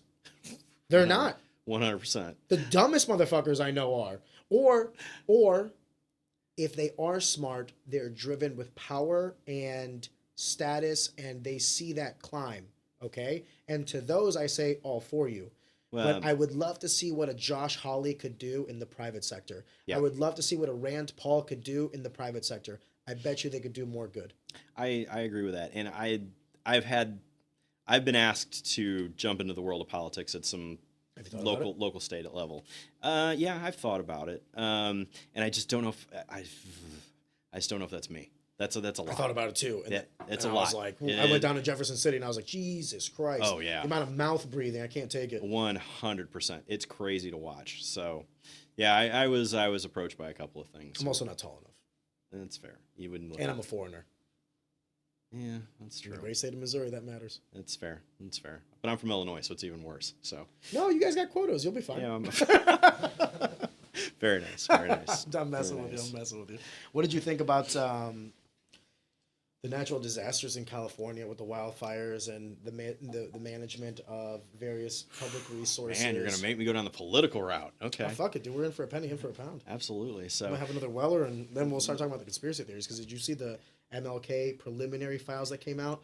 Holy shit! Yeah. Holy shit! Maybe the reason that they were hiding all those documents was actually to protect us. Yeah, 100%. I think there's going to be a lot of that comes out of this. Yeah. So Well, would you rather a world where your heroes die villains, or would you rather a world of fiction? well, I'm a huge Dark Knight fan, so you live long enough to be the bad guy. So, but California. Fires. California fires. Number one, I'm not there, but I know people who are, and it's a massive, massive clusterfuck. Best way that I could put it. I don't generally say those type of words on shows, but that's the best way that I can describe it. I think that same thing with North Carolina. I think that it's insanity that it took this long for a political group, being the president, the vice president, to show up and do something about or look at it. What happened. To provide awareness to it and actually mobilize resources. Yeah, and I am the most non-political person you will meet in public. I mean, I have my views, and I'm very strong on my views, but I don't generally bring them Voice out. them out. But because then you're alienating half of your audience. 48%, but I understand. You get where I'm going. But I do think that the idea of that there wasn't enough water, there wasn't enough this, there wasn't enough that to deal with it, and the fact that they built in these places and they knew it for all of these years, it's scary. What else is out there that we don't know That's that could happen, that is mismanaged, that we are just waiting for something like this to happen, that one bad Santa Ana wind and a spark and the world ends. My thing is this. I agree with what you're saying about the discussion of politics, but I also think that by not doing it, you're doing a disservice, and that anything can be said as long as it's said in the correct context, right? Fair. So- but my whole thing is that my opinion, because that's all this is. It's my opinion. And it doesn't matter if my opinion states every fact that has ever been laid out, it will still be my opinion. Correct. And I won't push my opinion Onto others. to other people. Now, if I'm calling your fights, I'm going to absolutely give you my opinion that you need to work on your jab and you can't wrestle and you can't even spell jab, let alone throw one. But I'm not going to, I won't do that in this world because I don't feel that it's right that my opinion doesn't hold any more water than anybody else's. So I'm with you 100%. I guess I'm trying to steer a little bit away from the anecdotal and the opinion, more to like, when I ask like what you thought, I wasn't necessarily referring to what do you think should be done. I was actually genuinely asking you, like, what do you think about this? So like when I saw that myself, I thought to myself, California as a state constantly boasts about its like it's an economic powerhouse of the world, and it can be its own G7 nation. Yet you guys don't seem to have the resources available to handle this natural disaster. And I'm not saying why, or it to just seems crazy to me. Well, to even be able to not be able to deal with the amount of water that should have been set aside, dealt with, the infrastructure that it would take to put these things out, that goes into every city's planning, that didn't happen or get fixed as the time went on. And you can't say that it's a lack of funding. You have some of the highest highest tax rates there is. And you have some of the highest earners in our nation there. So if you were to look at the, amount of revenue that the state of California is bringing in versus the state of Missouri, it's not apples to apples. You're talking about a completely different 100%. stratosphere of where we're talking Yeah. in terms of revenue generation. So then I ask myself this, because I have within me this patriotic feeling of I want to pay taxes to the country that I've benefited from, and I want those taxes to go to like the public resources like firefighting, police, a solid education. Like I said earlier about, investing in the infrastructure, Sure. whether they be sewers to waterways to highways, interstate highways to our actual electrical grid. I have no problem paying for certain things. And as long as you can correlate the cost to benefit and analyze that cost benefit analysis, then I'm always with you tit for tat. The thing that gets me the most is truly that it's the mismanagement of both state and federal resources. Right. And I'm not saying this is a red or a blue thing, because in my lifetime, I've only ever seen deficit spending. I've only ever seen deficit spending. We've never balanced the budget in my lifetime. Because you're what, 30? I'm 32. Yeah. So I came to the United States. Okay, that's technically a lie because I was technically under Bill Clinton, but very young. Cognizantly. Right. Sure. All I remember was Bush on, right? Like Clinton was, I have to really read about it. I was young. I Darn you know kids. I mean? Yeah. So I've never had a president that was fiscally responsible. Yet everybody has always told me I have to be fiscally responsible. Sure. Where is this where is this hypocrite? It's the hypocrisy of it. Yeah, Thank it's you. definitely the hypocrisy. I was going to say hypocriticism. The hypocrisy between the individual and the macro. I don't understand how this is acceptable. Red or blue. Sure. Red or blue. Budgets are budgets. Yes. If I'm running out of money at home, I'm not gonna go borrow it from a credit card to pay the bills. External revenue. Just I think that's genius. I was talking to my friend and I said, what if the tariffs are all just a ploy? What if he's playing 4D chess? And the whole goal is to bring manufacturing back because you're limiting the tariffs to any company or country that doesn't have manufacturing in the U.S. So what do you do if you're Volkswagen, which already actually has a lot of manufacturing in the U.S., but let me use a better example. Mercedes. Sure. I don't want to get these tariffs.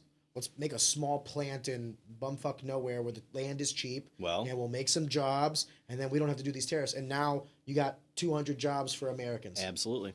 And it's genius. You don't have to do tariffs. You're threatening with tariffs. Right. And that's the whole goal. You never have to have a tariff. As long as you bring manufacturing As long back. as you bring some manufacturing back. It doesn't have to be manufacturing. It can also be like, you can brought bring a corporate office, yeah, whatever. You brought a corporate Your office HQ can be Vermont. I don't care. 100%. So it's an interesting ploy, and I think it'll interesting ploy. It'll be cool to see how it plays out. So. I'm convinced that it's not him and it's his cabinet, but I don't care. No. Because I don't think... I'm not trying to question his intellect or anything like that. I think he's a political figure, none like any I've ever seen in my life. And I've also seen Obama. So sure, and if you go back and read the old school books, The Art of the Deal, it's all there. All of this play is there. Yeah. So, do you think he'll go down as one of the better presidents in U.S. history? Interesting. Turn on your mic if you're going to talk. Yeah. Why? No, turn on your mic. You have 100%. a mic. Do you know where the button is? No, actually. Well, I think I do. Can you hear yourself now? My producer has never spoken before. That's all right. I like the fact that we brought it out of him. He's very politically charged. I love it. Is this it? Yeah. Can you hear yourself? Yep. All right. Why do you say no? Look how he's branded right now, and I think he's a great president. I think history detached from reality over the course of time proves what president you are. Yeah, it changes. Obama during his presidency was almost seen as like a godlike figure. Now, if you ask people, he's one of the worst presidents in their lifetimes, and I would say the same. By the way, Bush Jr. is the second worst president in U.S. history. I can also say that. Yeah, I agree. Because he led to a conflict that was a 15-year-long conflict that we got nothing for. Actually, 20-year-long conflict that we got nothing for, spent millions of lives from both our own and abroad, trillions of dollars, and what did we get for it? Guess who owns Iran, Iraq, and all these other places? The same people that would have owned it if we weren't there. Right. I agree with that. The Taliban is quite literally back in power.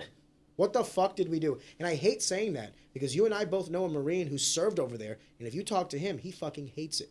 He fucking hates it. He enlisted because he wanted to go save America. He wanted to go fight our enemies and hit back who hit us. And now when you ask him, he's like, I went over there for the wrong reasons. I went over there and I got the wrong people rich. And that's fucking wrong. Because what happens with the boy who cries wolf? What happens when we actually do need to coalesce as a nation and answer? We can't even come to terms with Russia or China. We have no idea who our enemies are. Yeah, I think everybody's our enemy at the moment. I think it's more internal than external. I think power is a vacuum. I think that we will see a lot in 4 years. One way or the other. Elaborate.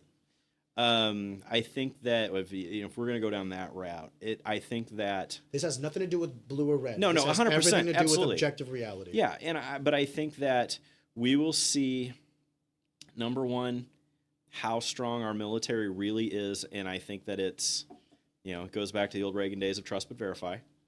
Elaborate on that. So we're talking about like what military readiness, our infantry, I think that we have our tools. So I think that we have probably the strongest military on the planet. I think it's without question. And I think that it all comes down to the idea of now people think that our current administration is so crazy that he could do anything at any point in time because he has the strongest military in the world and he will let them do what they need to do. Do you think it's craziness that they fear? I think, I don't know if craziness is the right word. Yeah. I think that it's the idea that he's willing. There is 100% he's willing. I think that there is a difference in the idea of, so as you said, you've had friends who signed up, Desert Storm, blah, blah, blah, blah, blah. I have a friend used to do business with who was a bad man over there. He did a lot of what they were told to do. And he said that the biggest problem that he had was that the higher-ups in Washington wouldn't let them do what they needed to do in certain situations. Almost by proxy. Almost like they didn't want to solve the problem. Exactly. He said it could have been ended in literally in a matter of a couple of hours. But I think that the current administration has the thought, the want, and the capability that they will let them do what they need to do if it comes down to it.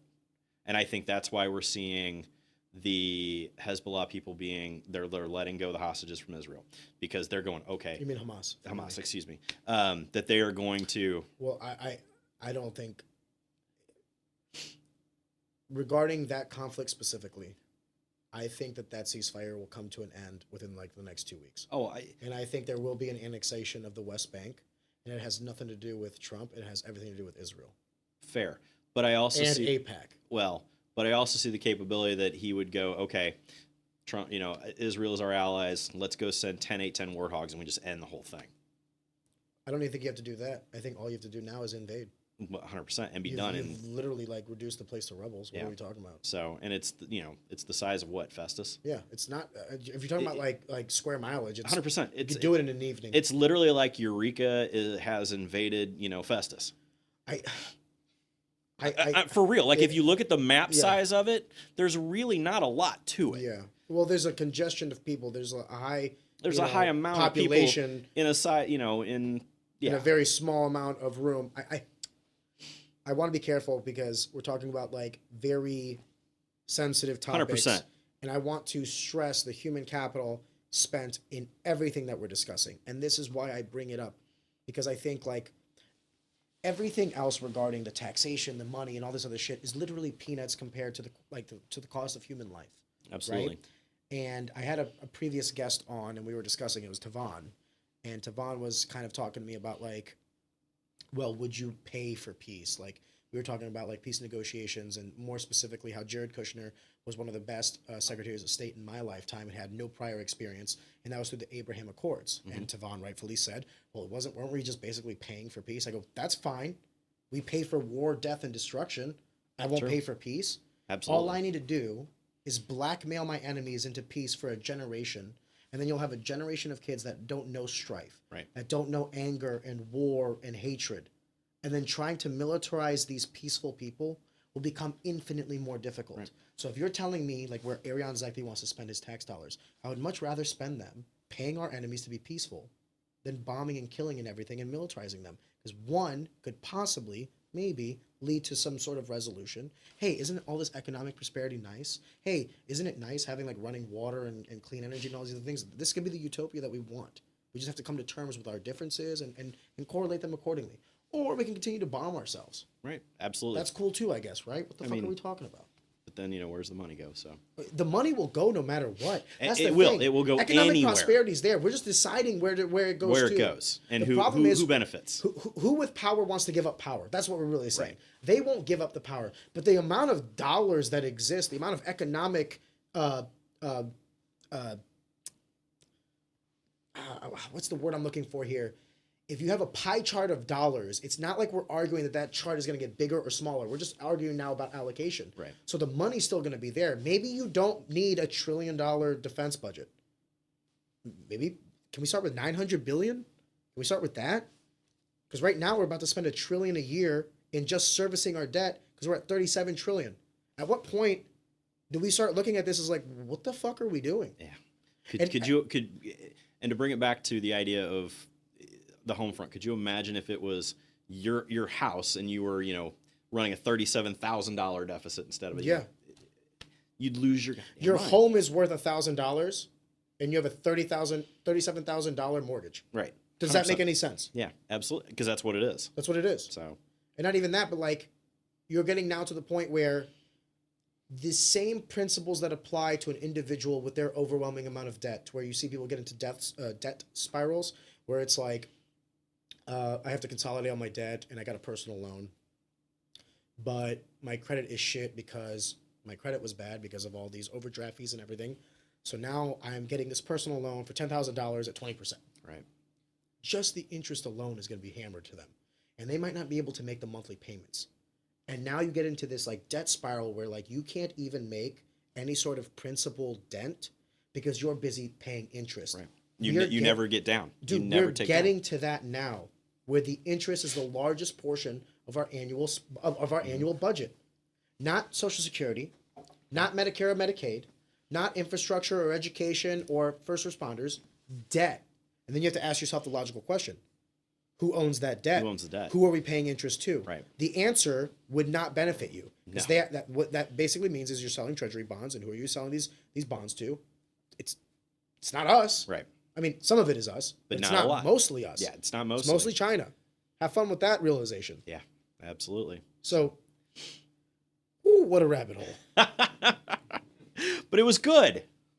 Does it ever worry you? Because you're a little older than me, Jeremy. So, like, you've kind of lived in the early 90s, the late 80s. Mm-hmm. You've seen the face of America change. Some skeptics would say that this was going back post-World War II, and I would agree with them. Sure. But even the optics, at the very least, you've seen the erosion of the middle class. You've seen the erosion of the American dream, quote unquote. How do you feel in the year of our Lord 2025? So, I may be different, but I am still very optimistic. Okay.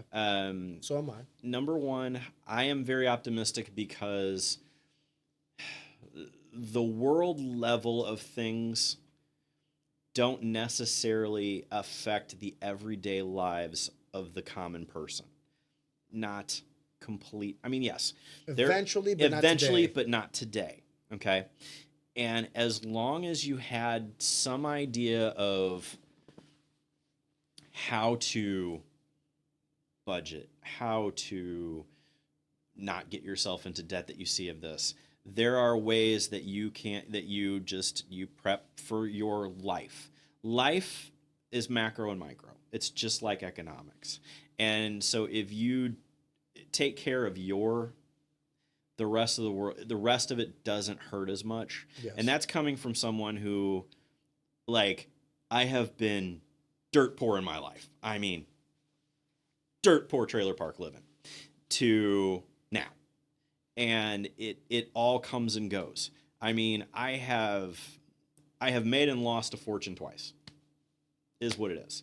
And so, and fortune is, a hyperbole word. But it's all about more the idea of what can I do to make sure that I'm okay and my direct around is okay. As long as I am taking care of my group, my tribe, my family, my whatever, I am going to be okay. And I think that if more people saw it that way, there would be a lot less division. I really do. Do you get what I mean? I agree. Until, does that extend to also then not being learned and not monitoring actions that are above you but affect you? Because while I agree, I also am in a position where, truth be told, I feel these actions less. Yes. Inflation does not affect me as much as it might affect somebody else. It affects me. I feel it, but 100%. not as grievously as Well, other people. But does that mean because me and my family are okay that I should just be like, hey, we're fine, we're doing good? no, but I think that it shouldn't be something that you dwell at night to keep you up. Because there are a lot of people that the fact that President Trump won keeps them up at night. Because they are so worried that he's going to take away your rights, he's going to do X, he's going to do Y, that you are so stressed down the rabbit that you cannot think about anything that actually matters to you right now. Because if you can fix right now, or you can maintain right now, you can live through this. Because as somebody who is older, I've seen this before. I saw the crash of the real estate market in 2007. I lost a ton during that. I was younger, and I saw the Jimmy Carter to Reagan transfers because I'm 50 years old. So not a lot of people in our circle know that. I've had more people go, "You're really that old?" I'm like, "Yeah, I'm that old." So, but I've seen it, and I know that it all comes around. But there are people now who are like so your age, a little younger, that are just so freaked out because this is going to be the end of the world for them. Social, their social thoughts, their anything that's not financially based.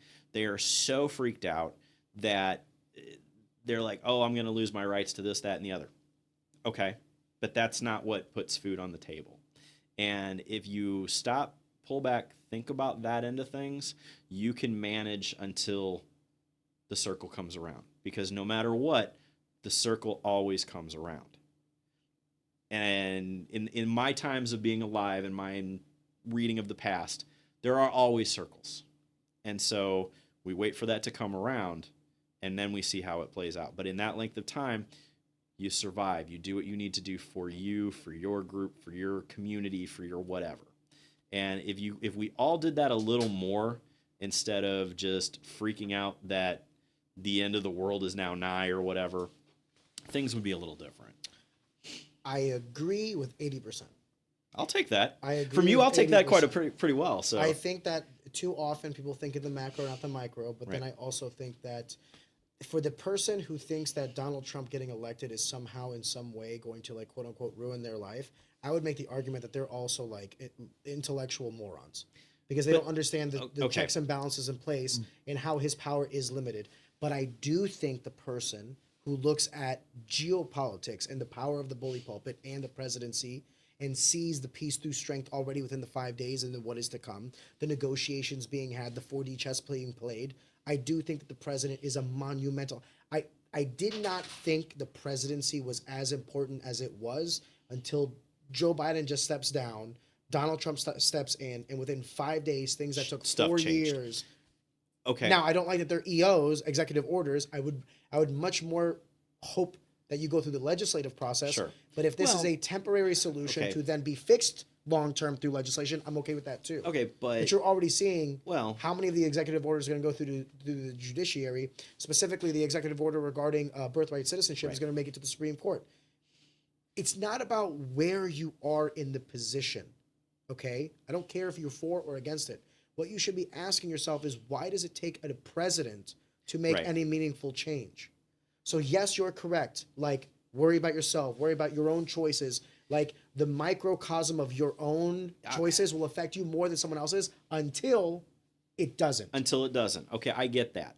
But it's even your local elections matter more to your day-to-day life than the presidential will ever. I believed that until 5 days ago. Why is that? Because in 5 days ago, someone that has never met me, that I've never, like, Donald Trump has more effect on my life today than my local politician. How? Optimism in the market exclusively. Okay, so you're okay. Fair. I can't even argue. I hate to say it that way. I can't argue that one because I know exactly because what is my about. alderman voting on? Whether to put a stop sign on the end of the road this year or whatever. What is my mayor in St. Louis going to do? Mismanage the 1% city tax even more? Like, you're not not plow wrong. the roads? You're not wrong. But then I went to Jefferson City and I saw what they were fucking voting on. Stupid fucking... Forgive me. Forgive me. Forgive me. Yes. In the grand scheme of things that affect me Right. and my life, Right. what's going on right now federally means infinitely more than what's going on locally. Okay. I understand. I do understand what you're saying. Forgive me for my language. But And I hope you understand that this all comes. I feel like I have to say this all the time because I bitch a lot about certain systems in place. I love this country. There's nowhere else I would rather live, and I'm ride or die with America. We're either seeing the ship sink 100%. Or we're going on to greener pastures. And you're what everyone wants. I mean, you're what everyone talks about. You were brought here when you were young. Yeah. You have made it. Assimilated to the culture. But you have made it. Yeah, American dream. You have that. You have the house. You have the blah blah blah. It all is. So I actually respect your opinion because you are 100% what this is about. So completely. Forgive me. No, 100%. I love it. I want to completely change topics. Okay. Because if we keep going down this path, I'm just going to get myself all worked up. I want to know. More whiskey fixes that. Let's do another one. Yeah, one more. I'm down. Let's do one more. We're only at an hour 50. Absolutely. We're doing great. You let me know when. I was your first 2 hours, so that's fine. Yeah, you were. That'll work. Kelly did 3.5. That'll work. Really? Yeah, dude, 3.5. Here's Wow. the craziest part. We did like almost 5 hours, but the first 30 minutes was like beforehand. Okay, yeah. And then Jimmy Donahue, her husband, cheers, came by and we did like 50 minutes off the record on unions. Let's just say that boy. Kelly and Jimmy and I do not agree on unions. I could see that. I mean, they're, But anyway. Sorry. I want to ask one more question regarding Yes. yourself, and forgive me for the No, deviation. no worries. You've now been with Shamrock for so many years, right? Yes. Is this what you want to do until the twilight? Do you ever want to branch out? Do you ever want to be like an announcer, like the in-ring announcer? Do you ever want to be a matchmaker? Do you ever want to be a promoter yourself? Like, where do you see yourself in this game? Or you could be like, Arion, this is chill. I like where I'm at. I'm just going to keep doing the play-by-play. So I will start that I am very lucky that I have done a lot in this game. I have done in-ring announcing. I have done timekeeping. I have judged. I have refereed. I've been extremely lucky that I got to do a little bit of everything in a sport that we love. And not a lot of people can say that. I've come up from the grappling world and competing in that. I did an MMA fight. I did some kickboxing. Then I moved into the world of coaching, and then I got into, working the corners for people. Then I got into the television end of it, and I've done, there have been shows where I have done both the television commentary and the in-ring announcing. I would literally, Oh, Jesus. I would literally throw it to myself in the ring. So Hey, Jeremy, back to Jeremy. Exactly. So yeah, that happened once. I think I've done that 3 times now. So it all came down to our ring announcer was on vacation, couldn't make that show, and instead of bringing in somebody else, I'll do it all. Here's my 2 hats. And there's a lot that a lot of people see that I do behind the scenes that would have never realized it. I do producing from the seat. I will be. Yeah, you and Rashard basically work hand in glove. We will. I'll call shots. I tell the in-ring announcer when to go.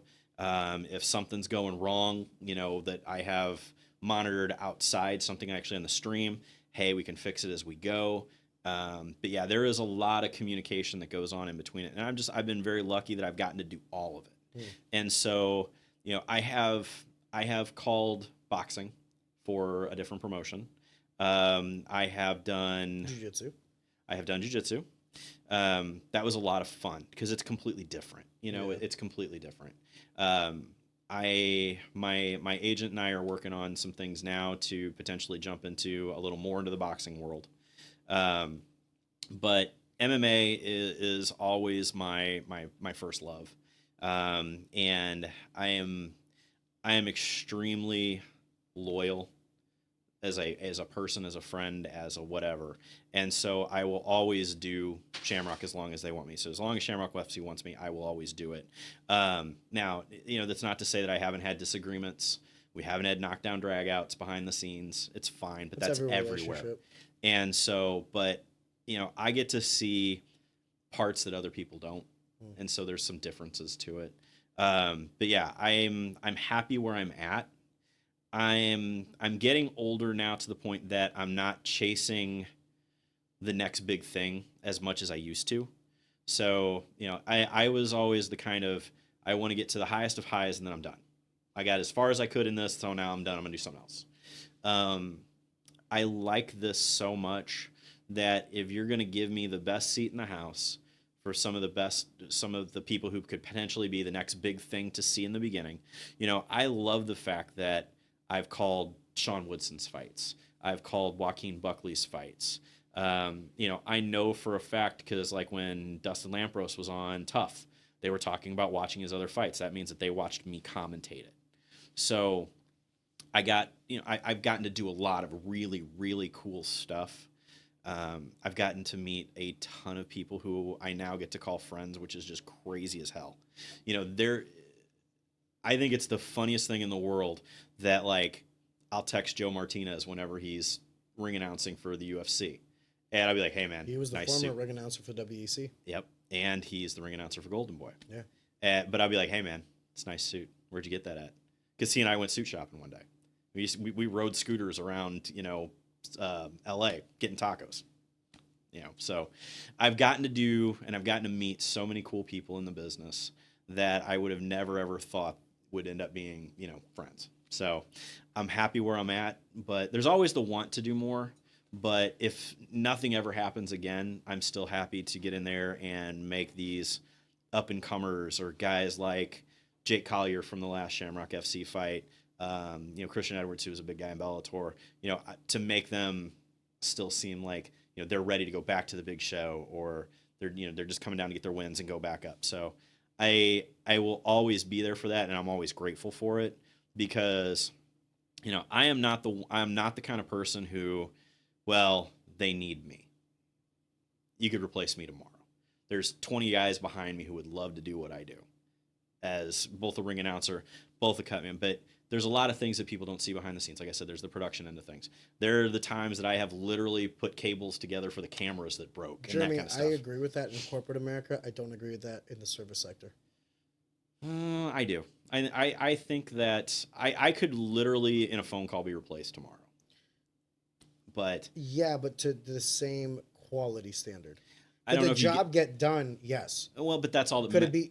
But that's all that matters in a lot of places. It does until it Fair. doesn't. Okay. Because if you keep doing that and replacing people with subpar people just to check the box, how long until the ship sinks? Well, that's what I'm trying to say. I get it. At the individual, perhaps. But over the course of time, sure, I disagree. Yeah. But corporate America, different. Yeah. It's just checking the box is all you need. 100%, because that's all that matters. But I think with yours, a little bit more front-facing, a little bit more personality, a little bit more the individual. Can Jesse be replaced? Yes. Can Rob be replaced? Yes. Like everybody can be replaced, but will it be the same thing? Well, and that over the course of time, no. That has been stated because I'm really all that anyone's ever known. You know what I mean? I mean, literally, we've done. You're the Joe Rogan of Shamrock. Well, they've always called me the voice of Shamrock FC because I'm the one that everybody knows. I have literally went to promotions. I did a cutman job in Wisconsin, and the guy looked at me and goes, "Your voice is from. Are you that guy from?" And I'm like, "Yeah, that's me." I hear that one all the time, and even like, so like I've done some voiceovers for commercials, and that's people recognize that from watching fights because now with it being on Bally's or whatever they call it now, I think it's still called Bally's. Yeah, but it's weird. So yeah, it's FanDuel. I think that's it. Yeah, they changed to something.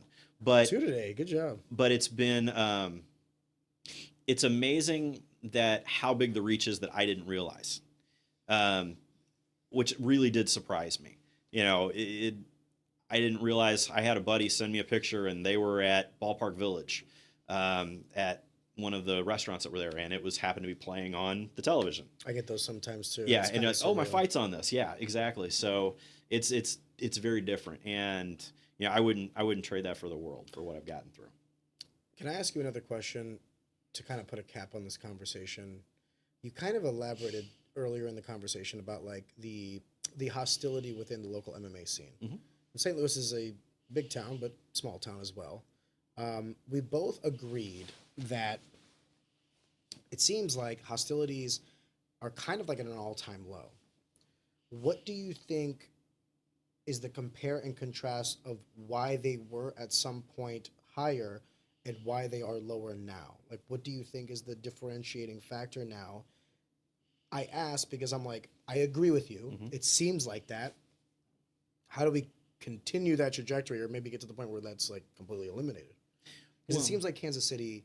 I hate to kind of compare us, but Kansas City just seems like to not have the same, at least from what I could observe. Maybe I'm completely wrong, and if you go over there, they'll tell you some stories. By the way, we're working on getting like some guys from KC over, Nice. because I want to talk to them about their scene as well. You know what I mean? Absolutely. But it seems like KC doesn't necessarily have a lot of the friction that we do here. Now, that has eroded over time, and I think we are at a good spot. We agreed on that. Mhm. But I don't know why. I don't know if it's like the maturity of everybody. I don't know if it's just like it takes a lot of energy to be angry, and maybe it's just like, Well, I mean, I think it wholeheartedly takes a lot of energy to be angry. And anything that I say in this is just my opinion. Yeah, It's just yeah. me talking. This isn't. I don't speak for the brand or any of that other no, whatever. I But didn't you know bring what I'm saying. Shamrock FC on. I brought you. Yeah, exactly. No, I think that number one, like you said, it takes a lot to be angry, and a lot of the things I think that have happened in the past are so far in the past that the next generation doesn't even know that existed. Yeah. I think that people have matured on both ends. I think that there is a smaller pool to deal with than there used to be. I think you're almost forced to be friends now. I don't. Not forced to be friends. I don't want to use that term, but your desires align, and why are we at each other's throats when we could be benefiting from one another? 100%. It's just good business. Exactly. And I think that's a lot of where it is that, okay, there are less promotions now. Less gyms. There are less gyms, less fighters. So there isn't okay, well, we'll only fight for Jim Jenkins, or, then that's a name that probably most of the kids don't know. But, you're not going to fight for iron fighting championships that was around here at one point in time and did a few shows. Or a bunch of shows that Or don't fight hard. Cage championships. There was a Horizon that did fights. Oh, that was a quick minute. But shout out to Ace Anderson. Exactly. Yeah, but there, like I'm saying, there were all of these little shows that you could all be. You could have your alignments, and now there isn't the number that's going to be out there. There isn't the places to put people on that there was. Do you think that it is a reflection of the previous grievances, though? Because there was so much infighting, it resulted in gyms closing down. It resulted in promotions getting too competitive with one another. I don't even think... is this a byproduct of the friction that existed? Potentially, but I think that it's more that I think it's more now that the gyms that have made it, the gyms that have thrived, they want their people to do as much as possible. And so in order for you to be mad at a promotion because of however you felt that you were treated, or however something bad went down 5-10 years ago, whatever, spilled milk at this point. is gone. Do you hold a grudge forever? And so now I'm mad for the sake to be mad, but I'm also now going to let my younger guys who have no idea what we're mad about make it to what could potentially be, a shot on TV, on another bigger promotion, or the idea to get your career started. Because, no matter what they said at any point in time, You know, there have been some great people that have came out of all of the promotions of St. Louis. You know, there have been guys who have made it to the big leagues. There, you know, for kids that don't understand, you know, Neil Magny came out of St. Louis, trained at the Hit Squad. You know, there are guys who, exactly. Michael Johnson was a big one. And all of those guys. Some of the guys that made it previously that we might not know, Steve Berger, Kyle Watson. Well, you know, that's Steve Berger is one of my favorites because I mean, I remember him fighting on Bodog fights, which, you know, you'd stayed up late at try night. saying that to a 20-year-old. Yeah. They're like, at what? I'm like, yeah, well, there was this promotion that was a gambling site that really wasn't a gambling site because it was located in the Cayman Islands, but they fought on beaches and it was really cool. The original Fight Island. Exactly. And they're, you know, that's why I'm like, kids got to learn their history. You need to know who Steve Berger really was. Yeah. You know, you need to know who Jermaine Andre was. You know, why was the WFA bought by Zuffa back in the old days? I need to have Jermaine on. Jermaine is a great guy. That's the one guy I'm missing from the OG days. You want to talk about a story. Yeah. Jermaine is a story. Yeah. And well, he's also a character. Well, absolutely. But he has I don't mean that like he's being fictitious. I mean, no, like he's not. He's a bold man. Absolutely. But he is an integral part of St. Louis history. Yeah. And I think that if I am, and I'm a big purveyor of history, no matter what it is, you've got to learn what it is. If it's American history, if it's world history, if it's the history of chess that you're a player of, if it's the history of whiskey, whatever. I'm a big purveyor of that. And I think kids need to learn, if you're going to be in the sport, you need to know who was what in the day and who you're really around sometimes. Because there's a lot of them who have no idea and they think that they're very cool. And look at me, I'm a big bad MMA fighter. Well, you know, you're standing next to a guy who fought Jorge Masvidal. You know, you're fighting next to it. You're standing next to a guy who literally is John Jones's coach and you have no idea. That kind of stuff. So honestly, I look at some of the older guys and I get humbled because I was there when Dustin Lampros introduced himself to Mike Rogers and had no idea who he was. Yep. And I was like, holy shit. Like, yeah, absolutely. And it's bound to happen to us all. It is 100%. I do want to ask one more thing, forgive me, because we were talking about the erosion of like some of these frictions and you were kind of alluding to essentially like a removal of the individual ego for the betterment of those around them, citing previous grievances that could have happened a long time ago at the detriment of the current generation. Right. And I agree 100%. I think another one of those is just the transparency of conversation. I think I can speak openly about this. There have been conversations had with promotions and gym owners that previously those bridges had not been built. Oh, yeah. Or they had been burned for whatever act, right? Then they were rebuilt. And now you're seeing, because of open dialogue, because of what we were discussing earlier about like mutually beneficial business, good business, like I have fighters, you have promotion, let's work together. I think that's also it. It's kind of like the waters of prosperity rise all ships, right? Well, and I think that the idea of communication is gigantic because, you know, a lot of kids today don't know how to talk. Plain and simple. But the idea of communication is so much better that, okay, somebody may have not have known that you were pissed off at them and until it was brought out and said, and there was all of this built up behind it that could have been avoided if somebody just went, you know what, I'm really kind of upset that you did this, you know, and I've had that in my own in the last 4 months of some stuff that needed to be worked out in the fight world. And literally it was a lot of pissed offness about stuff that took a 15-minute conversation in the back of a restaurant. Was it miscommunications or just not communication? It was no communication. Yeah. And it pissed off both sides. And next thing you know, we both sat down and it got squared away. And I think that that's a lot of what needs to happen with any of it. And I think that that's what we saw. And I think that that's why we see more gyms, going to more promotions, going to, you know, and I'm not talking just about Shamrock FC. I'm talking about anything and everything from here to Kansas City to Iowa, because there is a finite amount of fighters that all fight in this Midwestern rotation. Yeah. And I have seen guys that fight here in St. Louis, fight in Iowa, to fight in Michigan, to, you know, it's all over the place. Yeah. So I think that that's really, it's if you're good at communication and you learn your history, you're going to go far in this game. So, Jeremy Johnson. yes. Appreciate you being back on, man. I appreciate, like I said, I appreciate being a two-timer. So, I will ask one more question before we close out today. okay. Anything I should change about the studio setup, anything like that? Constructive criticism. No, I absolutely love what you do. You're actually one of my podcasts in rotation when I'm on the road a lot because I drive a ton.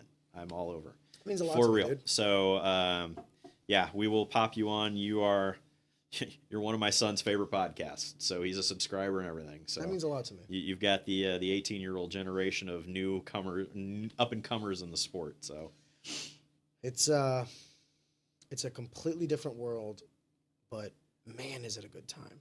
it is. Fighting forced me to be enemies with people because there was a scarcity of opportunity. Right. But this is just a 180. And I love this. I absolutely love the idea of the communication that it gives, the knowledge that it can bring, because, in the old days, there were 3 or 4 podcasts at the time that were big. Mauro Ranallo had the MMA show. I had that MMA show. I actually had to ask him to make sure that I wasn't going to get So sued. you're not like infringing on 100%. And I sent Mauro a message. I'm like, hey, is this cool? Because I'm that. right. And he looked at me and goes, that's cool because I'm changing mine anyway. So it was very cool. And Mauro was actually, he's a very polar guy in the world of commentary because people either love him or hate him because he came from He's very good at what he does. But Mauro actually helped me quite a bit with some stuff. And so, yeah, it's really, though, it's all about the idea of it's just something that gives everyone a voice, number one, no matter what it is. But it also is, this is the new media, 100%. Long-form content podcasts are the new media. It's how everyone gets their idea of news, what they want to know about, how they want to learn. Because, I use my kids as an example. I have a 24-year-old daughter and a 19-year-old son. And they couldn't tell you what radio stations exist anymore. But I'm sure they have a bunch of YouTube channels but they love. by God, they can tell me everyone who was, my son can tell me everyone who was on the Joe Rogan show, all of this. And so, you're in that class now with them. So you're in the. That's a bold statement. But it is. I'm the older generation. There's always been the talk of, who brought it to where and all this other kind of stuff. I mean, It was Brie. I wasn't going to say that, but we all followed her. I was probably doing this whatever. She was the trendsetter, brother. 100%. But you were 15 years her elder, but you knew. Right. Absolutely, because she would have probably been 8, 10 when I started. You saw exactly the possibility that was. I wasn't going to go that route, but yeah. So, but no, and it's good to see. It's good to see that there are more people who took it. Because there was us. Knuckle Junkies was the best in the website business, and it all just kind of now it's learn your history, kids. Learn your history. I hope to bring it back. Well, I'm wholeheartedly into that idea. Problem is just the logistics and actually executing and making it different than what it was, but while maintaining this. There's theory versus application. I get it because there was even a time in the old days where I sat Matt and Brett down and I'm like, hey, you want to sell it to me? I tried to buy it at one point in time. Would you have taken it on as it was? Or I wanted to keep it the way it was, but I just wanted the rights to the legacy content. Because I wanted to take it and make it national. Because I thought that they were so good at what they did that it needed to be a national platform. Yeah, but then logistically, how are you going to execute that though, right? I get it, but at that point in time, I had enough people around the country. How many years ago were we talking? Oh goodness, it was a long time. Okay. It was a long time. So this is when, So, yeah, you probably weren't even. No, I was around. Come on. No. I'm saying you were probably 16, 17. No way. Knuckle Junkie, yeah, because it was when they started, or when you wanted to when buy I wanted them? to buy it. Oh, you're talking about you young in their career. Yeah. Before they became what they became. No, I mean they were there, they were the St. Louis thing, but I wanted to take it and make it bigger. Gotcha. So yeah, because I wanted to make them the web version of that MMA show. The discussions I've had with Brett, to be honest with you, man, I wish I could like make a second me, if that makes sense. Welcome to my world. Yeah, On dude. everything. There's so many things I want to do, but like, Yep. I am getting to that point where now I used to think that like bandwidth is infinite. You just have to find efficiencies. Well, but it's not true. I've run out of efficiencies. I'm not smart enough to create more. I have had, in the last 4 months, I have had no less than, probably I've had 15, 20 people ask me to bring back that MMA show. For something happened, and I don't know what, like, hit got picked up somewhere, but I had 3 episodes jump multiple thousands of downloads in the last 3 months, and I can't figure out why. It could be something relative. But I mean, it had to have been something, Yeah. but it was just like, I couldn't believe it. And then people are like, well, why don't you still do this? You know, because there's Would still you go back? Potentially, if I could figure out the way to do it in today's technology, because then it was solely audio. It was a call-in show. So like I would have guests, legitimately, it was a call-in. So I would have Wonder Boy on the phone, and then I could take calls from other people as it came in. So it was very different.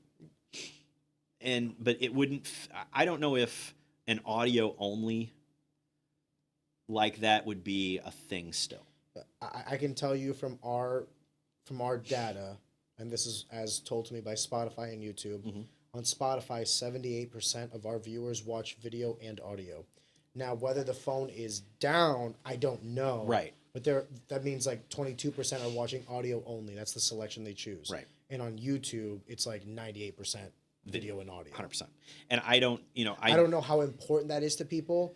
These are just some metrics that I have. Sure, and that's where I'm at. Is do I bring it back in a forum where it's me as a talking head, because it wasn't like this. It wasn't it was conversational, don't get me wrong, but it was more I ask a question, you provide the answers. I ask a question, you provide the answers, that kind of thing. I'd have to change it up a little bit to make it more timely with how things are done now. So timely with how things are done now in the sense of you are limited in time? So I am more, no, when I say that, technology is very different. The idea of how question and answers are very different. It's not just, today is not just it's not just an interviewer interviewee. It's more of a conversation. Yeah. And so that would make things different. Because people are chasing authenticity. Yes, 100%. Well, you can still have questions written down. Oh, yeah, and I get that, but it's just, I have a rubric for these conversations. Sure. Like, full disclosure, we had a conversation beforehand. 100%. Here's the things I want to touch. Is there anything you want to touch? And then we started, right? Right. But, we went down 3 different rabbit holes, right? So it happens. Yeah, but that's it would be more me trying to get my old. I have a hard time getting my old radio brain out of things. Your voice changes a little bit. You slow down your talk a little bit because that's what radio taught you. You have specific ways of interviewing. You don't say certain things, all this other kind of stuff.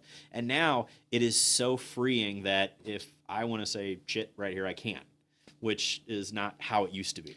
Even in my internet days, we were not allowed to say anything like that. If you decided to do your thing again, but you were yourself, the Jeremy Johnson I see at the bar without the cameras, bro, you'd crush. It'd be interesting. Because you're actually like, I want to be careful how I word this because I want it to come across as a compliment, not an insult. There is the Jeremy Johnson, the announcer, the play-by-play.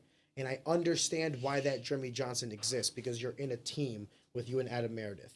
But then there's Jeremy Johnson. Right. And the conversations you and I have had,